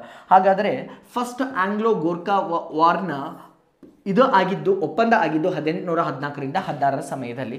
ಈ ಸಮಯದಲ್ಲಿ ಒಂದು ಲ್ಯಾಂಡ್ ಬಾರ್ಡರ್ ಅಗ್ರಿಮೆಂಟನ್ನು ಮಾಡ್ತಾ ಹೋಗ್ತಾರೆ ಅಥವಾ ಭೂಗಡಿಯ ಒಂದು ಒಪ್ಪಂದವನ್ನು ಮಾಡ್ಕೊಳ್ತಾ ಹೋಗ್ತಾರೆ. ಸರ್ ಹಾಗಾದರೆ ಒಂದು ನೆನ್ಪಿಡ್ಕೊರಿ, ಭಾರತ ಮತ್ತು ನೇಪಾಳದ ನಡುವೆ ಇರುವಂತಹ ಗಡಿಗಳನ್ನು ಯಾವ ಆಧಾರದ ಮೇಲೆ ವಿಂಗಡಣೆ ಮಾಡಲಾಗಿದೆ ಅಂತ ನೋಡಿದಾಗ ಇಲ್ಲಿ ಗೊತ್ತಿರಬೇಕು, ನದಿಗಳ ಆಧಾರದ ಮೇಲೆ ವಿಂಗಡಣೆ ಮಾಡಲಾಗಿದೆ. ಯಾವುದರ ಆಧಾರದ ಮೇಲೆ? ನದಿಗಳ ಆಧಾರದ ಮೇಲೆ. ಯಾಕೆ ಅಂತ ಹೇಳ್ತೀನಿ, ಗಮನಿಸಿ. ಈಗ ಫಾರ್ ಎಕ್ಸಾಂಪಲ್ ಇಂಡಿಯಾದ ಹಂಚಿಕೆಯನ್ನು ನಾವು ಗಮನಿಸ್ತಾ ಇದ್ವಿ ಅಂದಾಗ ಈ ಪೋರ್ಷನ್ ಅಲ್ಲಿ ನನಗೇನು ಕಂಡು ಬರ್ತಿತ್ತು ಅಂತ ನೋಡಿದ್ದೆ, ಈ ರೀಜನ್ ಅಲ್ಲಿ ನನಗೆ ನೇಪಾಳದ ಹಂಚಿಕೆ ಕಂಡು ಬರ್ತಿತ್ತು. ಏನು ಕಂಡು ಬರುತ್ತಾ? ನೇಪಾಳ. ಹಾಗಾದ್ರೆ ಈ ನೇಪಾಳದ ಈ ಭಾಗವನ್ನು ಗಮನಿಸ್ತಾ ಇದ್ದೀವಿ ಅಂದಾಗ ಇಮ್ಯಾಜಿನ್ ಮಾಡ್ಕೊರಿ, ಇದು ನೇಪಾಳದ ಪೂರ್ವ ಭಾಗ, ಇದು ನೇಪಾಳದ ಪಶ್ಚಿಮ ಭಾಗ. ಹಾಗಾದ್ರೆ ವಿದ್ಯಾರ್ಥಿಗಳೇ ಇಲ್ಲಿ ನಾವು ಗಮನಿಸ್ತಾ ಇದ್ದೀವಿ ಅಂದಾಗ ನೇಪಾಳದ ಪೂರ್ವ ಭಾಗದಲ್ಲಿ ಮೇಚಿ ನದಿ ಕಂಡುಬರುತ್ತಾ. ಯಾವುದು? ಮೇಚಿ ಎನ್ನುವಂಥ ನದಿ ಕಂಡುಬರುತ್ತಾ. ಓಕೆ, ಹಾಗಾದರೆ ಇದು ಮಹಾನಂದಾ ನದಿಯ ಒಂದು ಉಪನದಿ, ಮಹಾನಂದ ಎನ್ನುವಂಥ ನದಿಯ ಒಂದು ಉಪನದಿ. ಅದಾದ ನಂತರ ಅಂತ ನೋಡಿದಾಗ ಈ ಭಾಗದಲ್ಲಿ ಮಹಾಕಾಳಿ ಎನ್ನುವಂಥ ಒಂದು ನದಿ ಕಂಡು ಬರುತ್ತೆ. ಯಾವುದು? ಮಹಾಕಾಳಿ. ಕಾಳಿ ನದಿ, ನಮ್ಮ ಕಡೆ ಇರುವಂಥ ಕಾಳಿ ನದಿ ಬಗ್ಗೆ ಹೇಳ್ತಾ ಇಲ್ಲ, ನೆನ್ಪಿಡ್ಕೊರಿ. ಹಾಗಾದರೆ ನೇಪಾಳದ ಪೂರ್ವ ಗಡಿಯಂತೆ ಮೇಚಿ ನದಿ ವರ್ತಿಸಿದರೆ ನೇಪಾಳದ ಪಶ್ಚಿಮದ ಗಡಿಯಂತೆ ಮಹಾಕಾಳಿ ನದಿಯು ವರ್ತಿಸುತ್ತದೆ. ಓಕೆ, ಹಾಗಾದ್ರೆ ಇದನ್ನ ಬಾರ್ಡರ್ ಆಗಿ ಕನ್ಸಿಡರ್ ಮಾಡಿದ್ವಿ. ಆದರೆ ಇಶ್ಯೂ ಸ್ಟಾರ್ಟ್ ಆಗಿದ್ದೇ ಇಲ್ಲಿಂದ. ಒಂದು ಗಮನಿಸ್ತಾ ಬರೋಣ, ಏನು ಇಶ್ಯೂ ಅಂತ ನಾನು ಹೇಳ್ತಾ ಹೋಗ್ತೀನಿ. ಅದಕ್ಕಿಂತ ಮುಂಚೆ ಸ್ವಲ್ಪ ಜಿಯೋಗ್ರಫಿಕಲ್ ಆಸ್ಪೆಕ್ಟ್ಸ್ ಮತ್ತೇನಿದೆ ಅಂತ ನೋಡಿಬಿಡೋಣ. ಇಲ್ಲಿ ನಾವು ಗಮನಿಸ್ತಾ ಇದ್ದೀವಿ ಅಂದಾಗ ಈ ಪೋರ್ಷನ್ ಇದಿಷ್ಟು ನನಗೆ ಉತ್ತರಾಖಂಡ್ ಕಂಡು ಬರುತ್ತಾ, ಉತ್ತರ ಪ್ರದೇಶ ಕಂಡು ಬರುತ್ತಾ, ಬಿಹಾರದ ಹಂಚಿಕೆ ಕಂಡು ಬರುತ್ತಾ, ವೆಸ್ಟ್ ಬೆಂಗಾಲ್ ಕಂಡು ಬರ್ತಾ ಇತ್ತು, ಈ ರೀಜನಲ್ಲಿ ಸಿಕ್ಕಿಂನ ಹಂಚಿಕೆ ಕಂಡು ಬರ್ತಾ ಇತ್ತು. ರೈಟ್, ಹಾಗಾದರೆ ಇದಿಷ್ಟು ಗಡಿಯನ್ನು ನಾವು ಗಮನಿಸ್ತಾ ಇದ್ದೀವಿ ಅಂದಾಗ ಈ ಗಡಿಯ ಉದ್ದ ಎಷ್ಟು ಅಂತ ನೋಡಿದಾಗ 1751 ಕಿಲೋಮೀಟರ್ಸ್. ಎಷ್ಟಾಗುತ್ತಾ? 1751 ಕಿಲೋಮೀಟರ್ಸ್, 1751 ಕಿಲೋಮೀಟರ್ ನಷ್ಟು ಉದ್ದವಾದ ಗಡಿಯನ್ನ ಭಾರತ ನೇಪಾಳದೊಂದಿಗೆ ಒಳಗೊಂಡಿದೆ. ಅದೇ ರೀತಿಯಾಗಿ ಇಲ್ಲಿ ಗೊತ್ತಿರಬೇಕಾಗುತ್ತಾ, ಇದು ಭಾರತ ಹೊಂದಿರುವ 4ನೇ ಅತ್ಯಂತ ಉದ್ದವಾದ ಗಡಿಯಾಗಿದೆ. ಹಾಗಾದರೆ ಭಾರತ ಹೊಂದಿರುವ 4ನೇ ಉದ್ದವಾದ ಗಡಿ ಎನ್ನುವುದನ್ನು ನೆನ್ಪಿಡ್ಕೋಬೇಕಾಗುತ್ತಾ. 4ನೇ ಉದ್ದವಾದ ಗಡಿ ಎನ್ನುವುದನ್ನ ನೆನಪಲ್ಲಿ ಇಟ್ಕೊಂಡಿರಿ ಸರ್. ಹಾಗಾದ್ರೆ it is India's 4th longest border ಅಂತ ಕನ್ಸಿಡರೇಷನ್ ಮಾಡ್ತಾ ಹೋಗ್ತೀವಿ. ಇದನ್ನು ಹೊರತುಪಡಿಸ್ತಾ ಇದೀವಿ ಅಂದಾಗ ನೇಪಾಳದೊಂದಿಗೆ ಏನಾದರೂ ವಿವಾದಗಳು ಇದಾವ? ಡೆಫಿನೆಟ್ಲಿ ಇದೆ. ಹಾಗಾದ್ರೆ ಆ ವಿವಾದವನ್ನು ನಾವು ಗಮನಿಸ್ತಾ ಇದ್ದೀವಿ ಅಂದಾಗ ಒಂದು ಪೋರ್ಷನ್ ಅನ್ನ, ಈ ರೀಜನ್ ಅನ್ನ ನೋಡ್ತಾ ಬನ್ನಿ. ಈ ರೀಜನ್ ಅಲ್ಲಿ ನಾವೇನ್ ನೋಡ್ತೀವಿ ಅಂದ್ರೆ ವಿವಾದವನ್ನ ಗಮನಿಸ್ತಾ ಹೋಗ್ತೀವಿ. ಹಾಗಾದ್ರೆ ಈ ರೀಜನ್ ಅಲ್ಲಿ ವಿವಾದವನ್ನ ಗಮನಿಸ್ತಾ ಇದ್ದೀವಿ ಅಂದಾಗ ಒಂದು ಪಾಯಿಂಟ್ ಅನ್ನ ಅಬ್ಸರ್ವ್ ಮಾಡ್ತಾ ಬರೋಣ. ನಮಗೆ 3 ಪ್ಲೇಸಸ್ ಇಂಪಾರ್ಟೆಂಟ್ ಆಗುತ್ತೆ. ಒಂದು ಲಿಂಪುಯಾದರ ಅಂತ ಒಂದು ಪ್ಲೇಸ್ ಕಂಡು ಬರುತ್ತೆ, ಅಥವಾ ಲಿಂಪುದರ ಅಂತಲೂ ಸಹ ಕರಿತಾ ಹೋಗ್ತೀವಿ. ಅದನ್ನು ಹೊರತುಪಡಿಸ್ತಾ ಇದ್ದೀವಿ ಅಂದಾಗ ಕಾಲಾಪಾನಿ ರೀಜನ್ನು, ನಂತರ ಲೀಪು ಲೇಕ್ ರೀಜನ್. ಒಂದು ಗಮನಿಸ್ತಾ ಬನ್ನಿ, ಈ 1990ಕ್ಕೂ ಮೊದಲು ನೇಪಾಳದಲ್ಲಿ ಏನಿರಲಿಲ್ಲ ಅಂತಂದ್ರೆ ಡೆಮೋಕ್ರಸಿ ಇರಲಿಲ್ಲ, ರಾಜಾಡಳಿತ ಇತ್ತು. ಆ ಸಮಯದಲ್ಲಿ ರಾಜರು ಈ ಸಣ್ಣ ಪುಟ್ಟ ಜಾಗಗಳಿಗೆ ಹೆಚ್ಚು ತಲೆ ಕೆಡಿಸ್ಕೊಳ್ತಾ ಇರಲಿಲ್ಲ. ಸಣ್ಣ ಭೂಭಾಗಲ, ಓಕೆ ಲೆಟ್ ಇಟ್ ಬಿ, ಹೋಗ್ಲಿ ಬಿಡು ಅಂತ ಬಿಡ್ತಿದ್ರು. ಆದರೆ ಆಫ್ಟರ್ 1990 ನೇಪಾಳದಲ್ಲಿ ಏನಾಗ್ತಾ ಬರುತ್ತೆ ಅಂದ್ರೆ ಡೆಮೋಕ್ರಸಿ ಬರ್ತಾ ಹೋಗುತ್ತಾ. ಈ ಡೆಮೋಕ್ರಸಿ ಬಂದ ನಂತರ ಅವರು ಈ ಭೂಭಾಗದ ವಿವಾದವನ್ನು, ಖ್ಯಾತಿಯನ್ನು ಪ್ರಾರಂಭಿಸ್ತಾ ಹೋಗ್ತಾರೆ. ಇಲ್ಲಿ ಗಮನಿಸಬೇಕಾಗುತ್ತ, ಈ ಬ್ರಿಟಿಷ್ ಮತ್ತು ಯಾರ ನಡುವೆ ಆಂಗ್ಲೋ ಗೋರ್ಖಾ ವಾರ್ ಆದಂತಹ ಸಂದರ್ಭದಲ್ಲಿ ಆದಂತಹ ಒಪ್ಪಂದವನ್ನು ನಾವು ಗಮನಿಸಿದಾಗ ಆ ಒಪ್ಪಂದವನ್ನು ಏನೆಂದು ಕರೀತಾ ಹೋಗ್ತೀವಿ, ಫಸ್ಟ್ ಅದನ್ನ ಹೇಳ್ತೀವಿ, ಅದನ್ನ ಸುಗೌಲಿ ಒಪ್ಪಂದ ಅಂತ ಕರೀತಾ ಹೋಗ್ತಾರೆ. ಏನಂತ ಕರೀತಾ ಹೋಗ್ತಾರ? ಅದನ್ನ ಸುಗೌಲಿ ಒಪ್ಪಂದ ಎಂದು ಕರೀತಾ ಹೋಗ್ತಾರ. ಒಂದು ನೆನ್ಪಿಡ್ಕೋರಿ, ಇದನ್ನೇನಂತ ಕರೀತಾ ಹೋಗ್ತಾನ್ರಿ ಅಂದ್ರ ಸುಗೌಲಿ ಒಪ್ಪಂದ ಎಂದು ಕರೀತಾ ಹೋಗ್ತಾರ ಅನ್ನೋದು ಒಂದು ಗೊತ್ತಿರಬೇಕಾಗತ್ತ. ಇಲ್ಲಿ ನಾವು ಗಮನಿಸ್ತಾ ಇದ್ವಿ ಅಂದಾಗ ಒಂದು ಪಾಯಿಂಟ್ ಅನ್ನ ಅಬ್ಸರ್ವ್ ಮಾಡ್ತಾ ಬರೋಣ.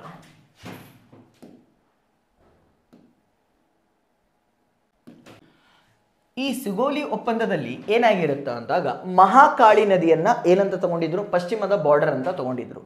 ಈಗ ಪ್ರಾಬ್ಲಮ್ ಏನಂತಾರಂದ್ರ ಮಹಾಕಾಳಿ ನದಿಗೆ 2 ಕವಲುಗಳಿದ್ವು. ಒಂದು ಲಿಂಪುಯಾದರ ರೀಜನ್ ಇಂದ ಬರುವಂತ ಒಂದು ನದಿ ಸರ್, ಲಿಂಪುಯಾದರದಿಂದ ಬರುವಂತ ಒಂದು ರೀಜನ್ ಇಂದ ಬರುವಂತ ಒಂದು ನದಿ. ಇನ್ನೊಂದು ಲೀಪು ಲೇಕ್ ರೀಜನ್ ಇಂದ ಒಂದು ಏನಾಗುತ್ತಾ, ಇನ್ನೊಂದು ಕವಲು ಬರುತ್ತಾ. ಹಾಗಾದ್ರೆ ಇದರಲ್ಲಿ ಮೇನ್ ಸ್ಟ್ರೀಮ್ ಯಾವುದು ಅಂತ ನೋಡಿದಾಗ ಇದು ಮೇನ್ ಸ್ಟ್ರೀಮ್. ಯಾವುದು? Main stream. ಇಲ್ಲಿ ಏನಾಗಿತ್ತು ಅಂದ್ರೆ ಮೊದಲು ಬ್ರಿಟಿಷರು ಏನು ಮಾಡಿದ್ರು ಅಂದ್ರೆ ಇದನ್ನ ಒಂದು ಬಾರ್ಡರ್ ಅಂತ ಕನ್ಸಿಡರೇಷನ್ ಮಾಡಿದ್ರು. ಆಕ್ಚುಲಿ ಇದನ್ನು ಕನ್ಸಿಡರೇಷನ್ ಮಾಡಿದ್ರು. ಆದರೆ ನಂತರದಲ್ಲಿ ಅವ್ರಿಗೇನು ಗೊತ್ತಾಗ್ತಾ ಹೋಗುತ್ತಾ, ಟ್ರೀಟಿ ಆಫ್ ಸುಗೋಲಿ ಆದ ನಂತರ ನಮ್ಗೆ ಈ ರೀಜನ್ ತುಂಬ ಇಂಪಾರ್ಟೆಂಟ್ ಅನ್ನೋದು ಅವರಿಗೆ ರಿಯಲೈಸ್ ಆಗ್ತಾ ಹೋಗುತ್ತೆ. ಸೊ ಹಂತ ಹಂತವಾಗಿ ಅವ್ರು ಏನು ಮಾಡ್ತಾ ಬಂದರು ಅಂದರೆ ಈ ರೀಜನನ್ನು ಆಕ್ಯುಪೈ ಮಾಡ್ಕೊಳ್ತಾ ಬಂದರು, ವಿತೌಟ್ ಯಾವುದೇ ಕನ್ಸರ್ನ್ ಇಲ್ದಂಗೆ ಹೇಳ್ಕೊಳ್ತಾ ಬಂದರು. ಈವನ್ ಅಲ್ಲಿಯ ರಾಜನು ಕೂಡ ಅದಕ್ಕೆ ಹೆಚ್ಚು ತಲೆಯನ್ನು ಕೆಡಿಸ್ಕೊಂಡಿರಲಿಲ್ಲ, ಯಾಕಂದರೆ ಈ ಪ್ರದೇಶ ವಾಸವಾಗಲು ಯೋಗ್ಯವಾದ ಪ್ರದೇಶವಾಗಿರಲಿಲ್ಲ. ಆದರೆ ಈ ಬ್ರಿಟಿಷರಿಗೆ ನಮಗೆ ಕ್ರಮೇಣವಾಗಿ ಚೀನಾದೊಂದಿಗೆ ಸಂಪರ್ಕವನ್ನು ಹೊಂದಲು ಇದು ಇಂಪಾರ್ಟೆಂಟ್ ರೀಜನ್ ಆಗಿತ್ತು. ರಸ್ತೆ ಮಾರ್ಗಗಳಿಗೆ ಇದು ಪ್ರಮುಖವಾದ ರಸ್ತೆ ಮಾರ್ಗವನ್ನು ಇಲ್ಲಿ ಮಾಡ್ಬೋದಿತ್ತು. ಅದಕ್ಕೋಸ್ಕರ ನಮಗೆ ಆ ರೀಜನ್ ಅವ್ರಿಗೆ ಇದು ಇಂಪಾರ್ಟೆಂಟ್ ಆಗಿತ್ತು. ಹಂತ ಹಂತವಾಗಿ ಏನು ಮಾಡ್ತಾ ಬಂದರು ಅಂದ್ರೆ ಇದೇ ಮಹಾಕಾಳಿ ರೀಜನ್ ಇತ್ತಲ್ಲ, ಈ ಮಹಾಕಾಳಿ ನದಿಯ ಈ ಸ್ಟ್ರೀಮ್ ಬದಲು ಈ ಸ್ಟ್ರೀಮನ್ನು ಏನಂತ ಕನ್ಸಿಡರ್ ಮಾಡಿದ್ರು ಅಂದ್ರೆ ಮೇಜರ್ ಬಾರ್ಡರ್ ಅಂತ ಕನ್ಸಿಡರ್ ಮಾಡಿದರು. ಇದಾದ ನಂತರ ಅಂತ ನೋಡ್ತಾ ಇದ್ದೀವಿ ಅಂದಾಗ ಸ್ವತಂತ್ರ ಸಕ್ಕ ನಂತರ ರೀಸೆಂಟ್ಲಿ ಭಾರತ ಮತ್ತು ನೇಪಾಳದ ನಡುವೆ ವಿವಾದ ಆಗಲು ಕಾರಣ ಏನು ಅಂದರೆ ಇಲ್ಲಿ ನಿಮಗೆ ಎಲ್ಲರಿಗೂ ಗೊತ್ತಿದೆ, ಬ್ರೋ ಎನ್ನುವಂಥ ಒಂದು ಸಂಸ್ಥೆಯ ಹೆಸರು ಗೊತ್ತಿರಬೇಕು. ಬಾರ್ಡರ್ ರೋಡ್ ಆರ್ಗನೈಸೇಷನ್ ಅಂತ ಕರೀತಾ ಹೋಗ್ತೀವಿ. ಹಾಗಾದರೆ ಗಡಿ ರಸ್ತೆ ಸಂಘಟನೆ ಅಂತಲೂ ಸಹ ಕರೀತಾ ಹೋಗ್ತೀವಿ. ಇವ್ರು ಏನು ಮಾಡ್ತಾ ಹೋಗ್ತಾರೆ ಅಂದಾಗ ಇಂಟರ್ನ್ಯಾಷನಲ್ ಬಾರ್ಡರ್ ರೀಜನ್ ಅಲ್ಲಿ ನಿಯರ್ ಬೈ ಇರುವಂಥ ಪ್ರದೇಶದಲ್ಲಿ ರಸ್ತೆ ಕಾಮಗಾರಿಯನ್ನು ನಡೆಸ್ತಾರೆ. ಯಾರು? Border road organisation. ಒಂದು ನೆನ್ಪಿಟ್ಕೋರಿ, ಈ ಹಿಂದೆ ನಾವು ಗಮನಿಸ್ತಾ ಇದ್ವಿ ಅಂದಾಗ ಯಾವ ಪೋರ್ಷನ್ ಅನ್ನು ಗಮನಿಸೋಣ, ಈ ರೀಜನ್ ಅನ್ನು ಅಬ್ಸರ್ವ್ ಮಾಡಿ. ಇಲ್ಲಿ ನಮಗೆ ಭಾರತ ಮತ್ತು ಚೀನಾದ ನಡುವೆ ಇಲ್ಲಿ LAC ಕಂಡು ಬರುತ್ತೆ ಅಂತ ನೋಡ್ತಾ ಇದ್ವಲ್ಲ, ಈ ವಲಯದಲ್ಲೂ ಕೂಡ ಬ್ರೋ ಅವರು ಒಂದು ರಸ್ತೆಯನ್ನು ರಚನೆ ಮಾಡಿದ್ದಾರೆ ಸರ್. ಹಾಗಾದರೆ ಇಲ್ಲಿ ಅಂತ ನೋಡ್ತಾ ಇದ್ದೀವಿ ಅಂದಾಗ ಇಲ್ಲಿ ಲೇಹಿಂದ ಹಿಡಿದು ದೌಲತ್ ಬೇಗ್ ಓಲ್ಡಿ ವಲಯದವರೆಗೂ ಏನು ಮಾಡಿದ್ದಾರೆ ಅಂದರೆ ಒಂದು ರಸ್ತೆಯನ್ನು ರಚನೆ ಮಾಡ್ತಾ ಇದ್ದಾರೆ. ಅದಕ್ಕೆ ಯಾರ ಖ್ಯಾತೆ ಜಾಸ್ತಿ ಇದೆ ಅಂದರೆ ಚೀನಾದ ಖ್ಯಾತೆ ಜಾಸ್ತಿ ಇದೆ, ಯಾಕಂದರೆ it is near to LAC ಅಲ್ವಾ. ಇದನ್ನು DSDBOR ರಸ್ತೆ ಅಂತ ಕರೀತಾ ಹೋಗ್ತೀವಿ. ಹಾಗಾದರೆ ಇದನ್ನು ದುಬ್ರುಕ್ ಶೋಕ್ ದೌಲತ್ ಬೇಗ್ ಓಲ್ಡಿ ರೋಡ್ ಅಂತ ಕರೀತಾ ಹೋಗ್ತವೆ. DSDBORಗೆ ಯಾರು ವಿರೋಧವನ್ನು ವ್ಯಕ್ತಪಡಿಸ್ತಾ ಇದ್ದಾರೆ? ಚೀನಾ ವಿರೋಧವನ್ನು ವ್ಯಕ್ತಪಡಿಸ್ತಾ ಇದೆ. ಹಾಗಾದರೆ ಈಗ ಈ ಪಾಯಿಂಟ್ಸನ್ನು ನಾವು ಗಮನಿಸ್ತಾ ಇದ್ವಿ ಅಂದಾಗ ಈ ಬಾರ್ಡರ್ ರೋಡ್ ಆರ್ಗನೈಸೇಷನ್ ಅವರು ಏನು ಮಾಡಿದರು ಅಂದ್ರೆ ಕ್ರಮೇಣವಾಗಿ ಇಲ್ಲಿ ಪಿಲಿಗ್ರಿಮ್ಸ್ ಅಂತ ನೋಡಿದಾಗ ಭಾರತದ ಒಂದು ಯಾತ್ರೆಯನ್ನು ಮಾಡುವಂತಹವರು ಅಥವಾ ಇಲ್ಲಿ ಸಾಮಾನ್ಯವಾಗಿ ಹಿಂದೂ ಧರ್ಮದಲ್ಲಿ ಪವಿತ್ರ ಕ್ಷೇತ್ರಗಳಲ್ಲಿ ಮಾನಸ ಸರೋವರ ಮತ್ತು ಕೈಲಾಸ ಅನ್ನುವಂತಹ ಸ್ಥಳಗಳು ಬಹಳ ಇಂಪಾರ್ಟೆಂಟ್ ಆಗ್ತಾ ಹೋಗುತ್ತೆ. ಹಾಗಾದರೆ ಈ ಕೈಲಾಸ ಶಿಖರಕ್ಕೆ ಹೋಗುವ, ಮಾನಸ ಸರೋವರಕ್ಕೆ ಹೋಗುವಂತಹ ರೀಜನಲ್ಲಿ ನಮಗೆ ಈ ಪ್ರದೇಶದಲ್ಲಿ ಇಂಡಿಯಾದಿಂದ ಈ ಕೈಲಾಸ ಪರ್ವತಕ್ಕೆ ಹೋಗೋದಕ್ಕೋಸ್ಕರ ಯಾವ ವಲಯದಲ್ಲಿ ಅಂತ ನೋಡಿದಾಗ ಈ ಲೀಪು ಲೇಕ್ಗೆ ಸಂಪರ್ಕ ಕಲ್ಪಿಸುವಂತೆ ಒಂದು ರಸ್ತೆಯನ್ನು ಏನು ಮಾಡಿದ್ದಾರೆ ಅಂದ್ರೆ ನಿರ್ಮಾಣ ಮಾಡ್ತಾ ಇದ್ದಾರೆ.